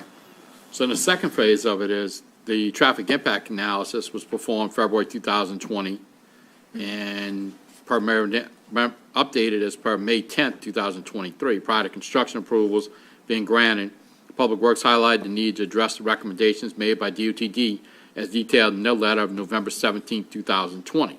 That's still got to happen, correct? That would be correct. Okay. So a preliminary plat approval dated November 2nd, 2022, and revised November 25th, was reviewed by P&C for compliance with the subdivision regulations. Submitted plot plan shows most of the information required on preliminary plot plan as detailed under Appendix C, Section 2, Item E, but further revisions are necessary as per an email to Mr. Matt Faulty, P.E., dated May 12th. These revisions include providing an accurate graphic scale, accurately showing the rear property line dimensions of some lots, and showing the correct right-of-way for the East Club Drive extension. Now, Matt, if you got a minute, I got a question for you if you come up.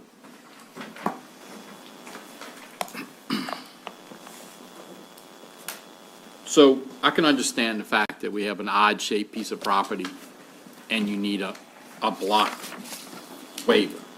Okay, development, we understand that. And I think everybody on here is been through public hearings, we've been through the flood issues, we've been development. This is the first major subdivision that's coming through. So Public Works did give you a list of, I guess, requirements. And I know you can't speak for the owners, but can you speak as the engineer? Is anything we're asking you to do outrageous? No, absolutely not. So just let me back up so you understand who I am. So I've been doing engineering for 25 years. I've done over 100 subdivisions, actually 5 in St. Rose, a couple in months. I was the Public Works Director in St. Bernard for 3 years. So I was on Mr. Bingham's side. I was on your side. I understand what is needed. When we submitted this in 2019, we actually provided detention. And at that time, detention wasn't required by the parish. You guys didn't require it. You didn't even have a master plan yet. Or you had the master plan that was from 20 years ago. 20 years ago. We actually included. We want to be good neighbors. We understand that drainage is a major issue for all of you. We understand that. So we came in with the initial submittal. Unfortunately, we didn't get in before the moratorium, got caught up with the moratorium, and that's what delayed us until 2023 to make those corrections. So this has not just been pushed through real quick. This project has been going on since 2019. That's 4 years. So we have now revised the drawings as per request. We have made the corrections as per request. I feel that we have adequate drainage that provides the detention that is required by the parish that will improve the area around there. We haven't even discussed the water line and the sewer lines that run through the property actually from Charlestown. Right now, they're actually not in servitudes. Those are parish water and sewer lines that are running on private property. We are actually going to incorporate those sewer and water lines at no cost to the parish as part of our development into our water and sewer system and divert it without any cost to the parish to correct those deficiencies at this point right now. So we feel we're trying to be very good, neighbors. If I can be even better neighbor, I will. And if they ask me to do what they want, I'll comply. I mean, we feel like, this is a good project for everybody. It's a good development and it's good for economic, upgrades to the area. I think I answered your question, but I know I went off the beaten path.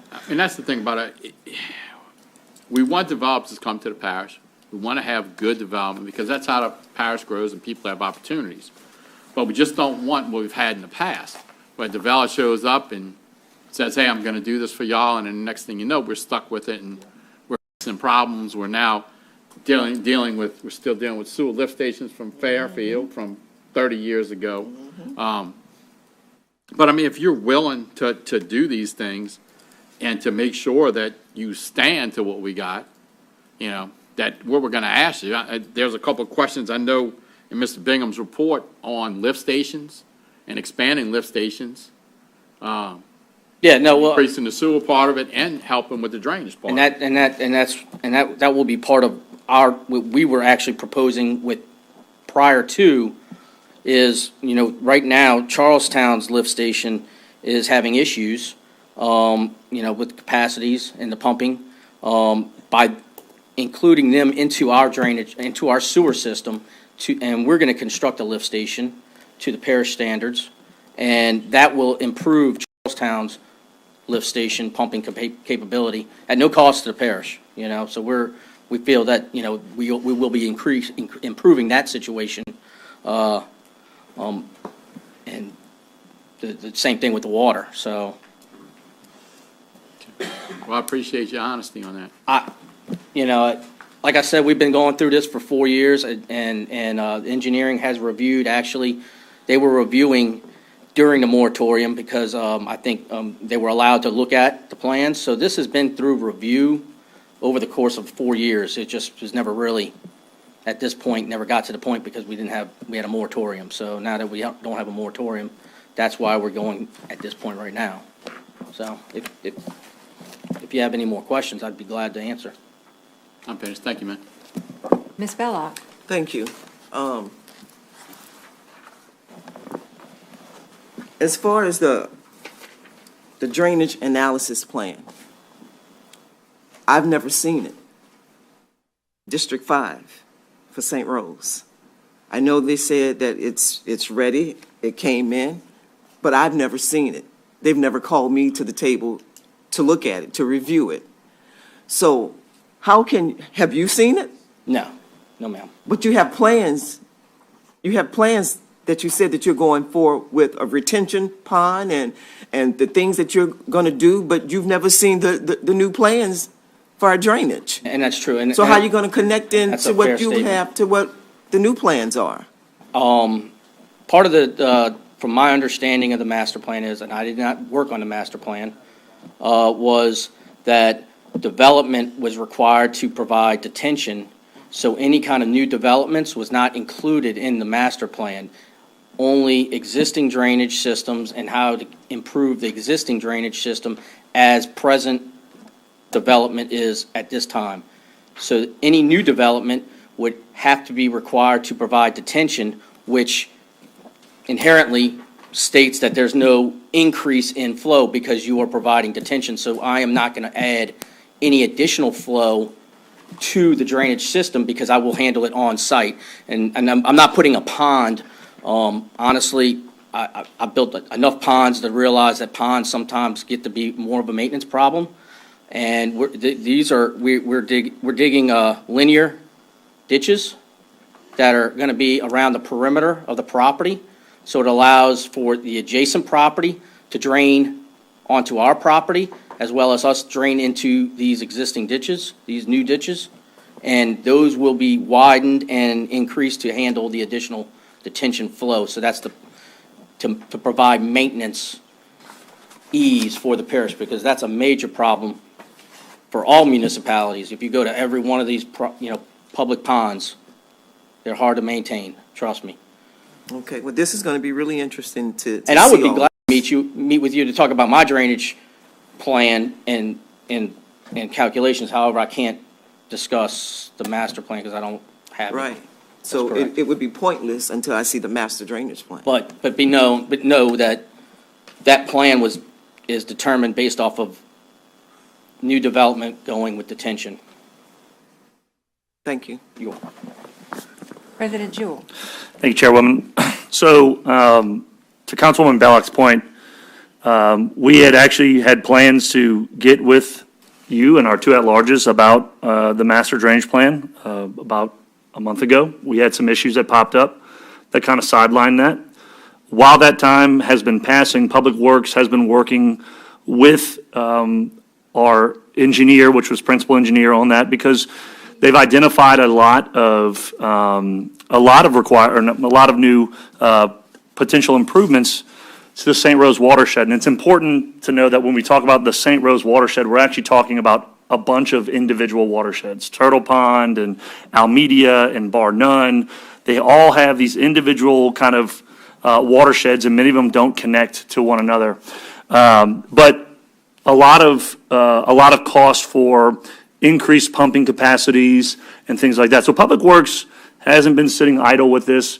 There's actually ways for us to be able to reduce costs of this by figuring out if we can add larger sump areas that don't require as much pumping capacity. So I would say in the next few weeks, we will be meeting with the council, and I've already announced at a couple of meetings that probably at the end of October, we'll be meeting with our residents after we have those meetings.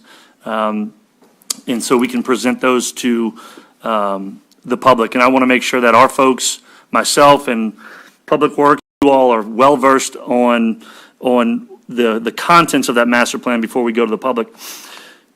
The one thing I want to talk about is that and I know we talked about this early on, but it's been a while since we've talked about master plans, is that when we designed all of the master plans, we took every open piece of property that you could develop into a subdivision or a commercial site or an industrial site, anything whatsoever, and we modeled it as developed.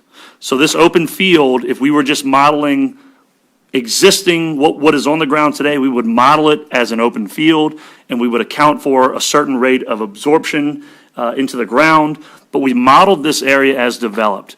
And the benefit of that is that now, for the entire area of St. Rose and the entire parish, when a subdivision comes in and they hand us a DIA and say, hey, this is what we have something to compare it to now. We have something as a baseline to say either, yes, you're right, or no, you're wrong. Now, we all know that existing neighborhoods have been affected by new development. We've seen this through drainage issues. The Ormond Oaks channel comes to mind when I think about this. It was a great channel when Murray Hill and Destrehan Drive were built, and then we kept adding and adding and adding and adding and adding until we've overburdened this canal. We know how things used to go 40 and 50 years ago. You go look in the Herald Guide, I think people might have gone to jail over subdivisions in St. Charles Parish. So we aren't going to operate that way anymore. Now, I'm not going to speak on the waiver here tonight. The council can vote however they want on that.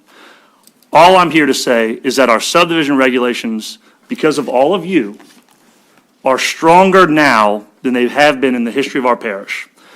The strongest thing that we did was require a no net increase to drainage runoff.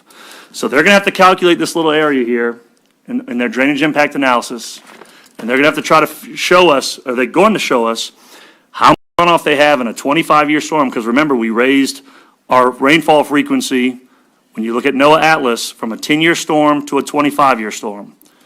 So not only did they get caught in the moratorium, When they come back, now they have to build to that 25-year standard. We were backwards before you guys changed those ordinances. You had to get special permission from the Public Works Director to put retention in a swamp, in a floodway. I mean, you've got to remember historically where we are. We've corrected that. We're on the right course. I have read the Riot Act to my directors on this. They are going to scrutinize this thing to the very end to make sure that it complies. And look, let me tell you this, if it does not comply, they don't move forward. Just no way about it. I won't sign off on it. Michael Albert won't sign off on it. Miles Bingham won't sign off on it. Greg Gordon won't sign off on it. David DeGeneres won't sign off on it. They've got to show us what they're going to do with their utilities, with their drainage. And if it does not comply, and folks, you can prove it mathematically. You can prove it mathematically, and you can prove it with engineering if it's going to work or not. If it doesn't comply, it doesn't move forward. Thanks. Thank you, Mr. Jewell. Is there any additional council discussion? Seeing none, please cast your votes for file number 2023-0249.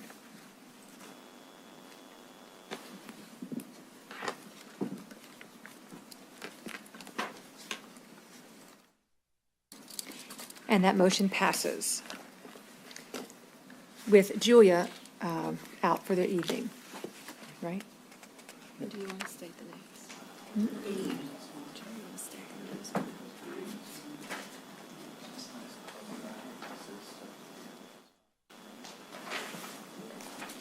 Oh. I can. Can you show it again?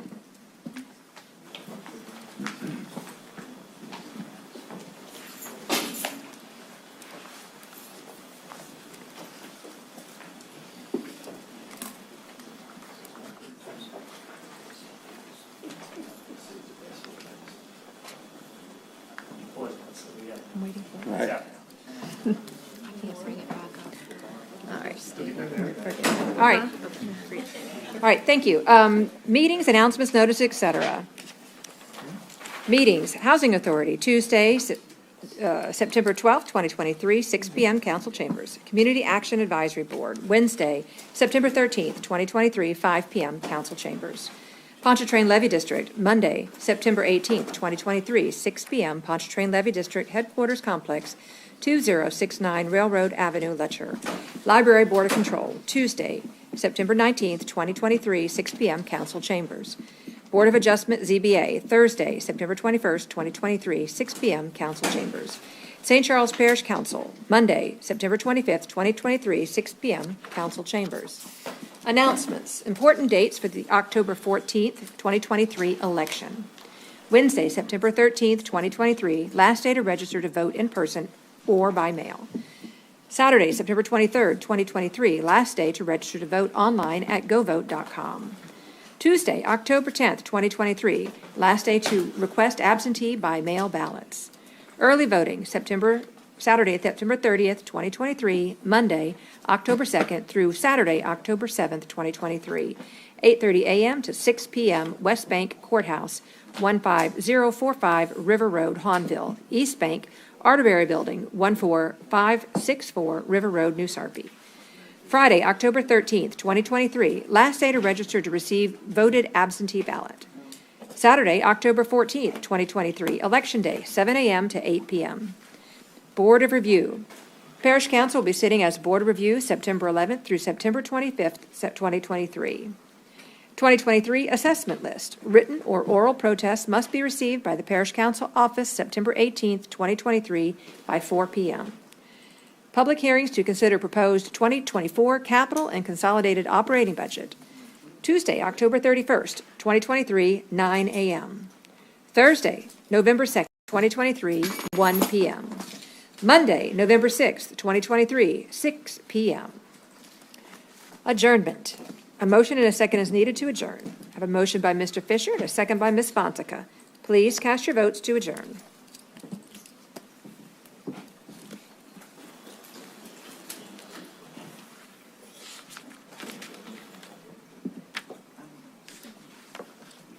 And that passes unanimously. We are officially adjourned. Have a great evening.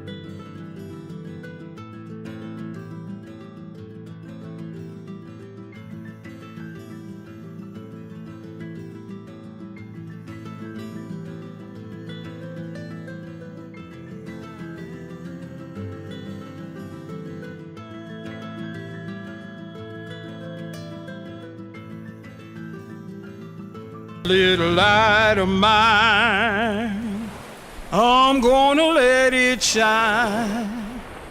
It's a little light of mine, I'm gonna let it shine. It's a little light of mine. Louisiana, it's time to put the paradise Back in our sportsman's paradise. Visit letlouisianashine.org To keep Louisiana beautiful. Let it shine.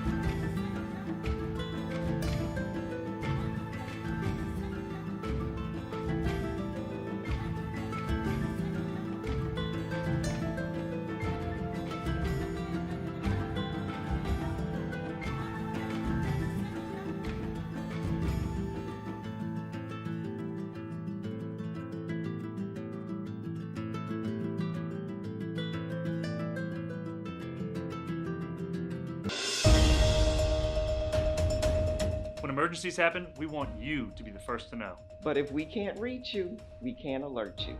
That's why we need you to register for our new emergency alert system, SCP Alerts. Signing up is easy. So text SCP Alerts to 888-777 to get our messages. From weather-related updates and emergencies. To evacuations and more.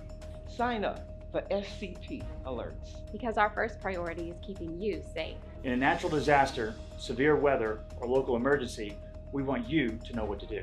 Through SCP Alerts, we can help you be prepared and stay safe. Text SCP Alerts to 888-777. When you stay ready, you don't have to get ready. Sign up for SCP Alerts today.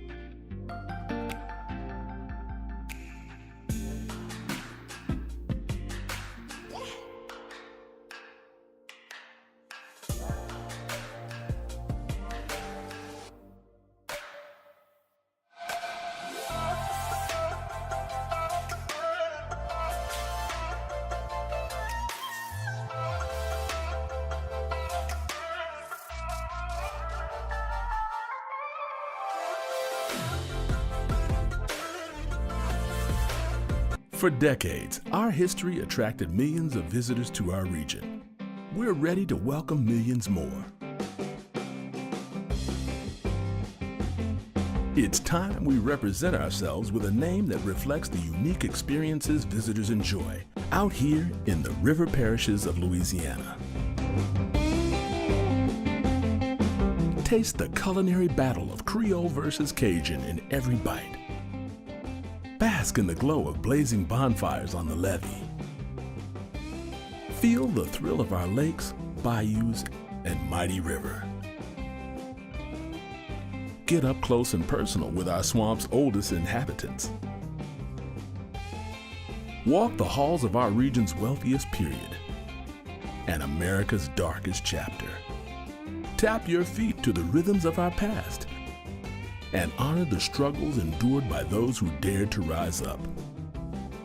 Smell the burning cane from our sugar fields and the alluring aroma of andouille from our smokehouses. We offer all this and so much more. What do you call a destination this diverse? Its name. Welcome to Louisiana's River Parishes.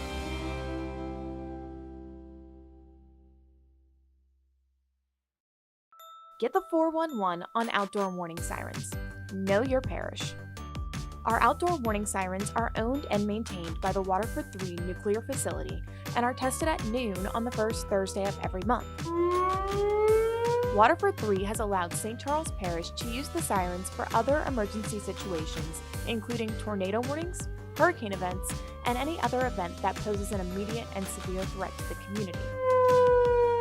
If the sirens sound, residents should stay calm, turn on your radio or television to a reliable news source, including SCP-TV, and residents should not use the phone as lines are needed for official business. For more information about what to do in an emergency, go to stcharlesparish.gov, hover over departments, and click on Emergency Preparedness.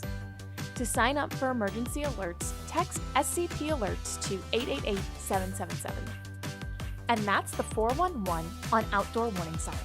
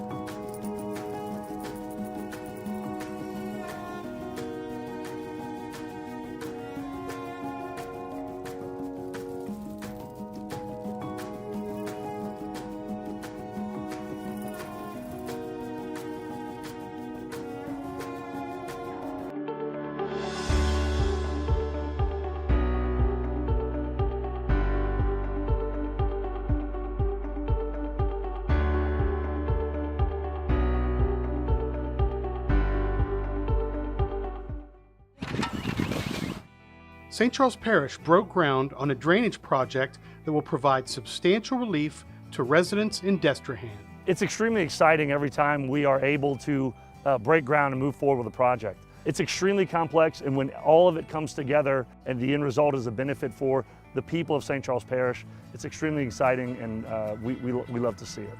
This junction of canals near the number 2 Destrehan pump station will be widened to relieve a bottleneck that occurs when the canals fill with water.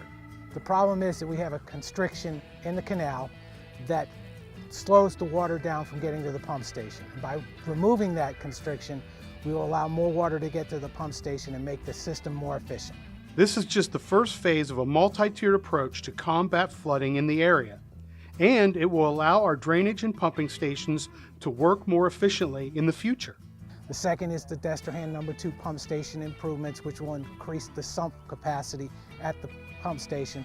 And the third is the culvert crossings across the railroad tracks. We wanted to make sure that it fit within the master plan and that all of the projects that we are doing along this watershed complement one another to make sure that we're getting the biggest bang for our buck there should be some noticeable results even from just this project, which will allow more water to get to the pump station. So a better flow of water means faster drainage.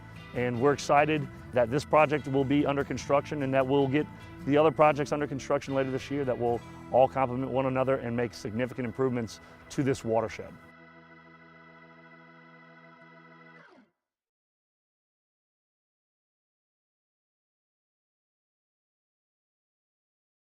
Hey, Louisiana, how are you stopping litter?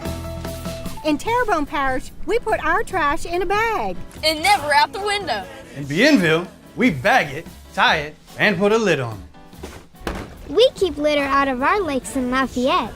And in Calcasieu Parish, we keep our truck beds clean. And we secure our loads. We need every person in every parish to stop littering and let Louisiana shine.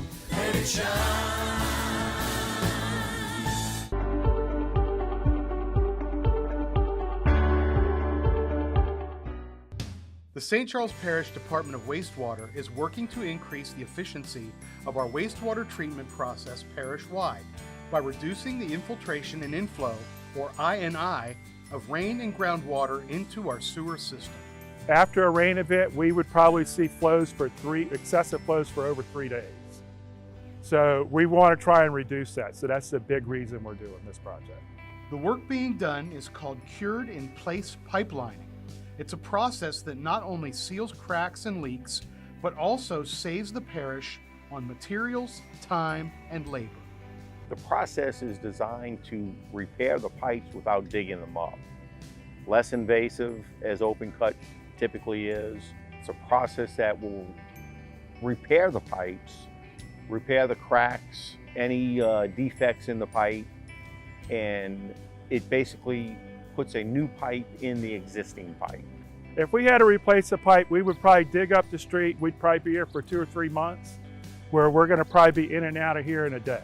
We're trying to save money on the long run. So if we could do it from how we repair things, we could get another 30 years of life out of it, if not more.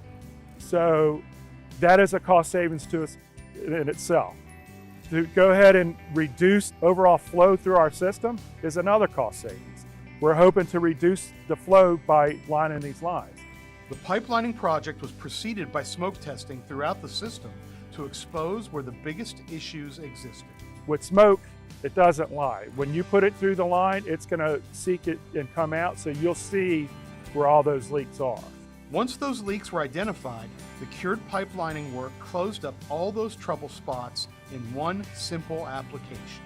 It's going to fix all the leaks in the main line. So we'll seal the whole main line with this liner. So we shouldn't have any more leaks infiltrating in all those joints of the pipe. It's going to cure all of that. These cured-in-place pipes, which have a 50-year life expectancy, should solve current INI issues while causing minimal distraction and enhancing our residents' quality of life.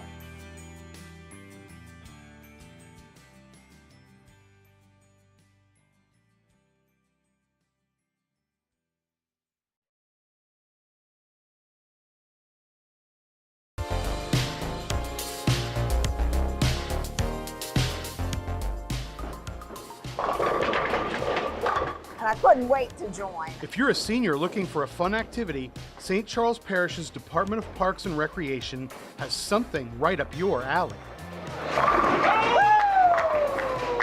And it's exciting, seeing all these seniors out here, still into the game.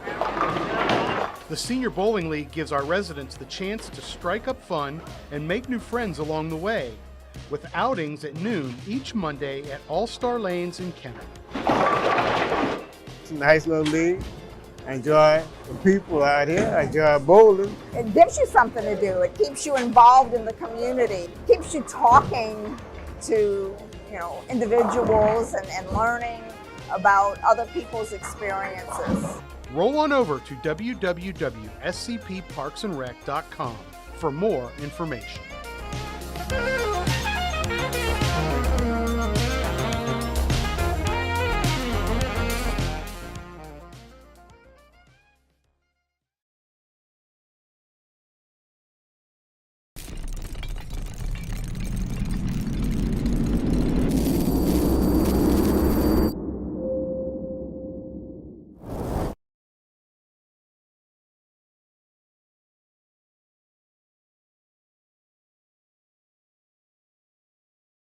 Hi, I'm Colonel Cullen Jones, 65th Commander for the New Orleans District, U.S. Army Corps of Engineers, and today we are here in Lafourche Parish alongside our St. Paul District partners as we conduct a site visit for the Upper Barataria Basin Risk Reduction Project. I'm excited to be joined here today by one of my teammates, the New Orleans Project Manager, Luis Flores, who has oversight of the UBB project within our district, and I'm also really happy to have my fellow District Commander, Eric Swenson from the St. Paul District on site as well.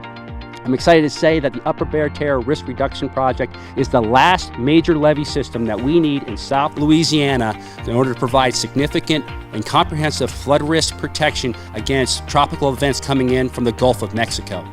So Luis, today has been huge.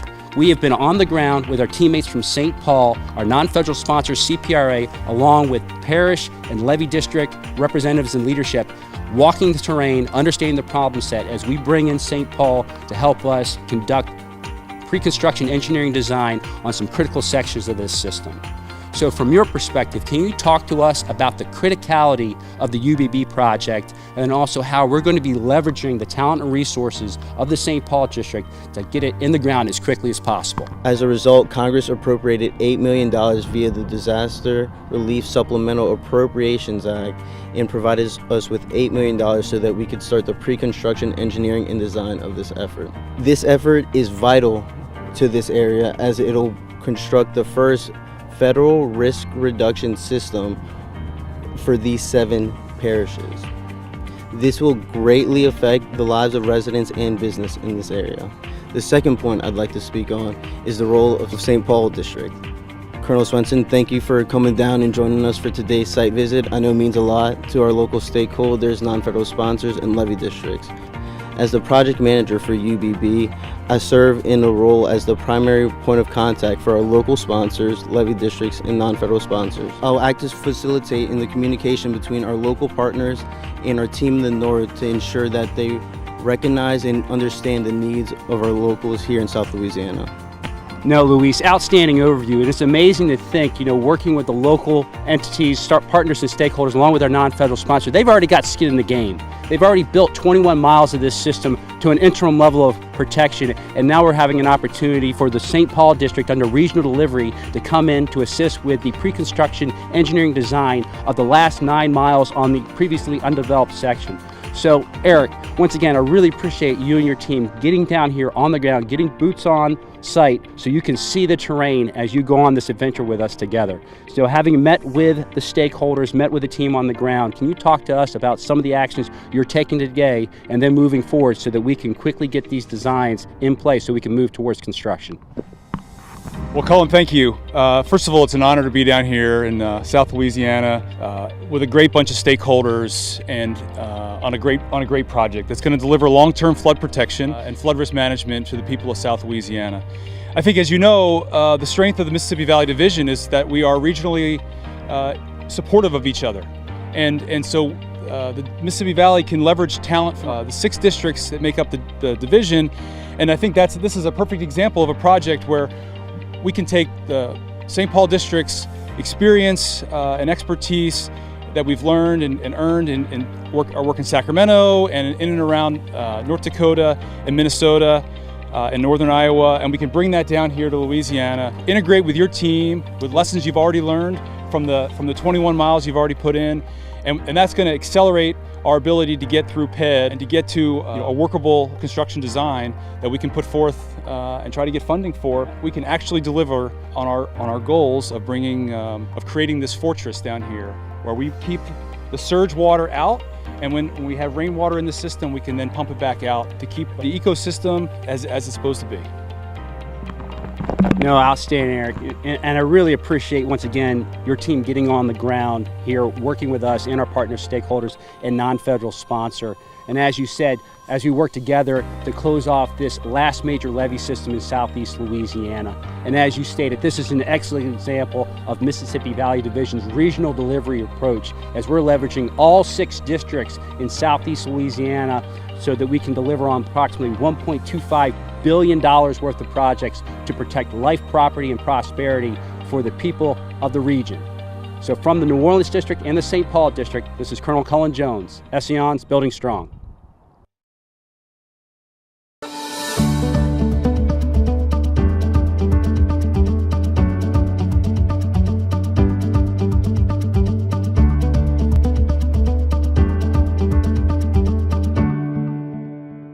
2023 hurricane season is right around the corner. Take pictures of your house. And members of the St. Charles Parish Department of Homeland Security and Emergency Preparedness visited our local schools to get our kids educated and prepared to do their part should a storm arrive. We feel that it would make our parish stronger to have them as informed as possible on how to respond to emergencies. This important information is delivered by an unlikely character, Charlie the Raccoon and his preparedness pals. Flashlight.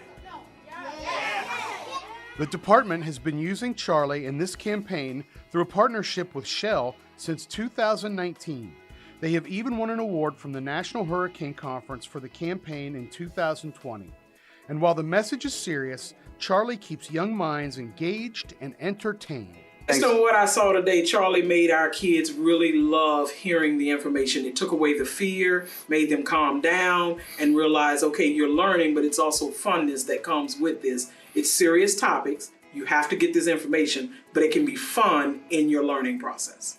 Charlie makes interacting with the children more engaging and fun, while making sure that they understand that this is a safe topic. They don't have to be worried about it. He aids us in educating them and putting them in a good frame of mind without having to be too concerned, despite the importance of the subject matter. You're ahead of time. From class to class and school to school, emergency preparedness staff and the Public Information Office get students ready by evaluating and deciding what are the essentials for a hurricane kit. Band-Aids are important. And items that aren't as good a fit in an emergency kit. The knowledge these students get from the exercise most certainly finds its way home to the entire family, helping not just our kids, but all of our residents to be better prepared in the event of a storm. I think kids are the only vehicle to move it to families, because I think when kids go home and share the information they've received with their families, then the families are forced to listen and take steps, the appropriate steps to make sure we're keeping everybody safe.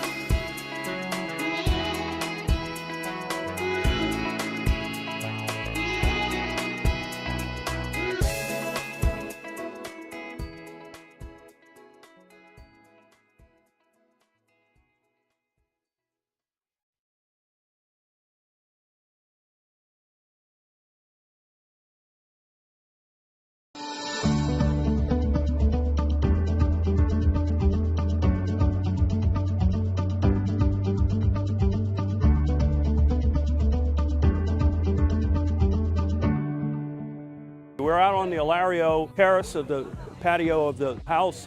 The legislators can just step right outside and come and talk with Parish President Matt Jewell, with our council members, and it's great that even just a 30-second or 1-minute interaction can tell them what's important to St. Charles Parish, and also helps put a name with a face on both sides. St. Charles Parish put its best foot forward at the 2023 St. Charles Parish Day in Baton Rouge. This year, a change in venue put our leaders, industrial partners, and small businesses at the door of the State House of Representatives. Second year in a different venue is even better. We're right outside the doors of the Capitol. We've seen a lot more legislative action here on this day than I think last year because of the ease of going in and out. They're doing their work, they're coming out to talk with us. Well, I really believe it's important to come up here and make sure the representatives all across Louisiana know the value of St. Charles Parish, know what our residents bring to the table, what our industry brings to the table, because the work done in St. Charles Parish benefits the entire state and truly the country. Promoting our parish's quality of life and its many cultural and economic contributions to the folks that control much of our political destiny was the goal. Doing it in a setting like this certainly made an impact. We have a great opportunity to get together with all of the legislators in one place and promote our parish. And on a beautiful day like today, it works out. We get to have them come out and have some great food by our local food vendors and have our industry partners present, and also our school board members, and just really promote our parish. We are actually showcasing our vendors that are here, our industry is here. So we hope that they actually see what the parish offers. And whether it was sampling food from some of our finest eateries, or discussing the business climate with any of our corporate and industrial partners, the goal was to highlight the unique and collaborative qualities of St. Charles Parish. It's hugely important for everyone to understand what St. Charles Parish provides to the state and how our industry and our community and our people come together. And what we do for the state at large is really the most important representation that we can give on SCP Day. We're showing where a community actually works, where government works, where industry works with the community and with government to figure out how to make opportunities for everyone. I believe it's very important for us as council people and basically the administration to come out and have this St. Charles Parish Day, because when you make that connection with your representatives, you feel like you know them. You feel like you can get things done.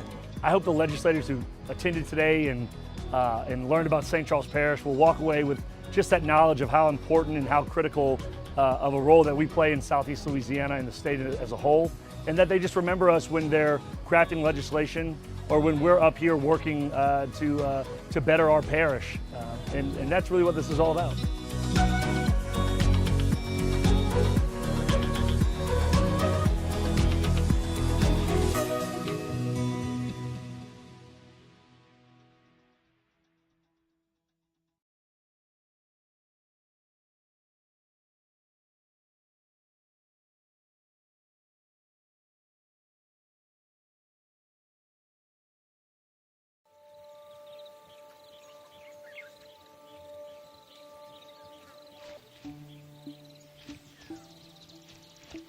When we moved here to Destrehan, we didn't know many people. Silver Sneakers allowed us the opportunity to become part of the community. The people in our Silver Sneakers class are some of our best friends. And it's like a family atmosphere. We work out at Silver Sneakers 2 to 3 times per week. We all get there early to set up the chairs and to talk. The instructor got to shut us down so we can have the class. But it's fun. You're moving. That's the main thing, is you're moving. And the more you move, and you laugh with everybody else. So Silver Sneakers helps us to do that.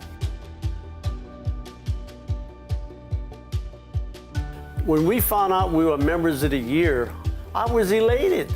I was shocked. I said, it can't be true. I don't believe it. I love Mary and Larry. They're great members. They are the epitome of community. They give all the time, and they don't think anything of it. Mary and Larry are just super wonderful people. They're very friendly, very warm, and receptive to everybody that comes along in their life. When I met Mary and Larry, they were so helpful because I was new when I first started. They helped me with getting my equipment, introducing me to the people that was around me. They are so considerate of people. You need a ride, they will take you there. They will pick you up. When you're sick, they will bring you soup. And they just inspire you to get out and be part of the community. Well, Mary and Larry inspire me because they're so involved with people. They've got me doing volunteer work. We've been recognized and awarded for our volunteer that we do in the community, because Mary and I both feel that the community gives us so much, we want to give it back. We feel blessed when we can help other people. And the community welcomed us because they told us that we always give back to the community.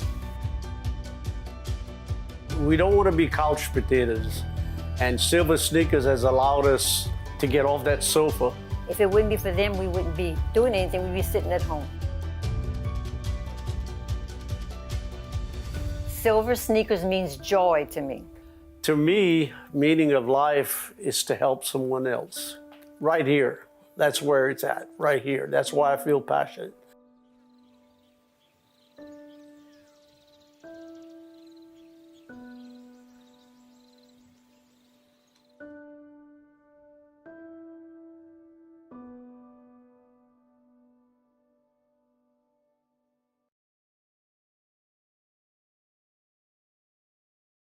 Hi, I'm Tab Troxler, your St. Charles Parish Assessor. My office is committed to fairness, consistency, and transparency in property assessment. And that means letting you know all about the ways to potentially lower your tax burden in this edition of Assessor FAQ. Special assessment levels are known as freezes, meaning they will freeze the value of your primary residence for as long as a homeowner remains eligible. It's important to note that actual property tax amounts can still vary from year to year as millage rates change. Let's talk about the 5 ways you or a loved one may be able to take advantage of a special assessment level.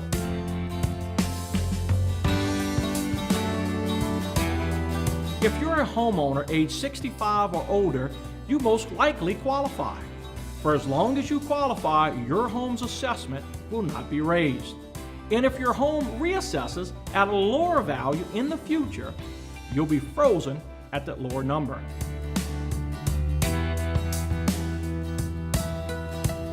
State law also provides relief for permanently and totally disabled homeowners. We'll need a copy of your disability award letter to enact this freeze.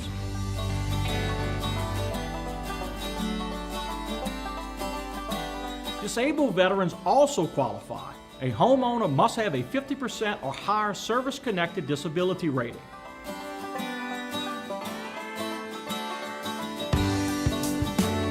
Members of the armed forces who were missing in action or were a prisoner of war for more than 90 days qualify for this freeze. Please contact our office for details.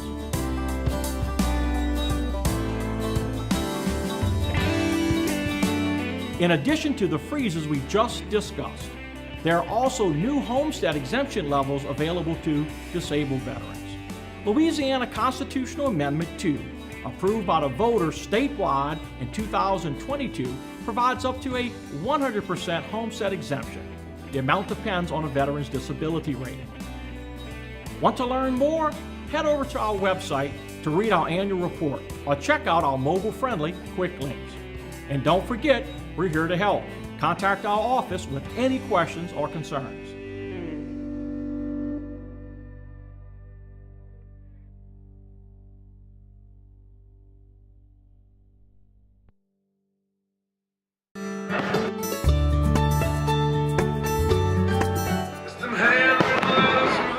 It was time again to light up the skies in St. Charles Parish for our 33rd annual Independence Day celebration.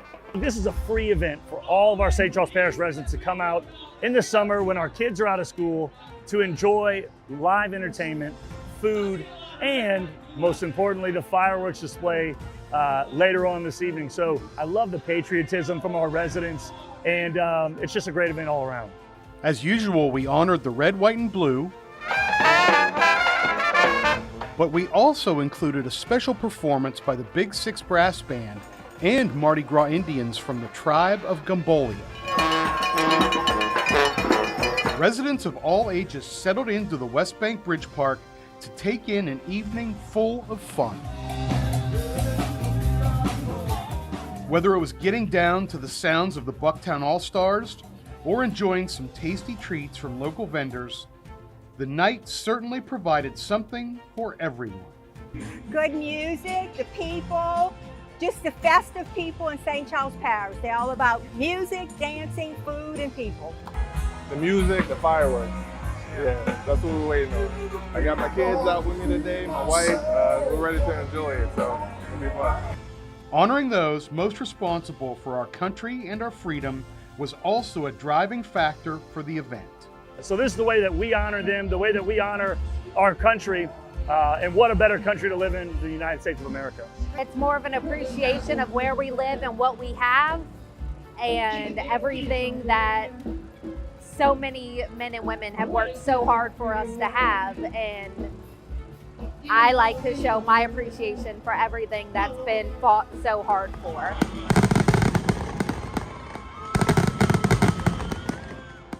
As usual, the fireworks finale did not disappoint, as the crowd was treated to nearly 15 minutes of fireworks set to a playlist of patriotic favorites.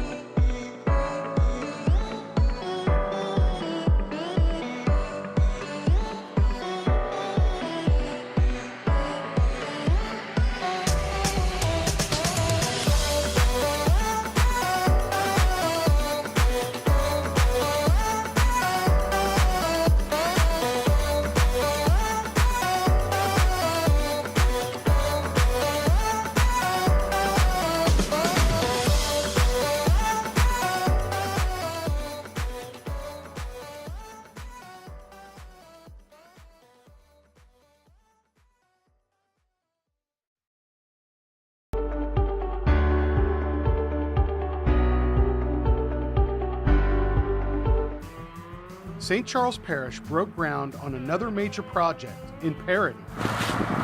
Barber Road will be getting much needed improvements and stabilization through a multi-phase project that will not only improve the quality and safety of the road, but also improve the condition of the canal that runs along the side of it. We have known that this canal has gotten deeper and deeper and has a very steep drop-off. And as the main entrance point to our school, J.B. Martin and RJ Al, we know that it poses a significant risk for motorists and our school buses full of kids. And so we've moved to make this project much safer while also improving drainage. Significance of the safety for school buses and for the people driving on the street. And plus, I don't know if this has ever been addressed since I'm 53 years old, and I don't think this has ever been addressed. The road has actually been showing some signs of distress due to slough off into the canal. This project will resolve that problem by driving sheet piles that will stabilize the road, and then we'll redo the road as well.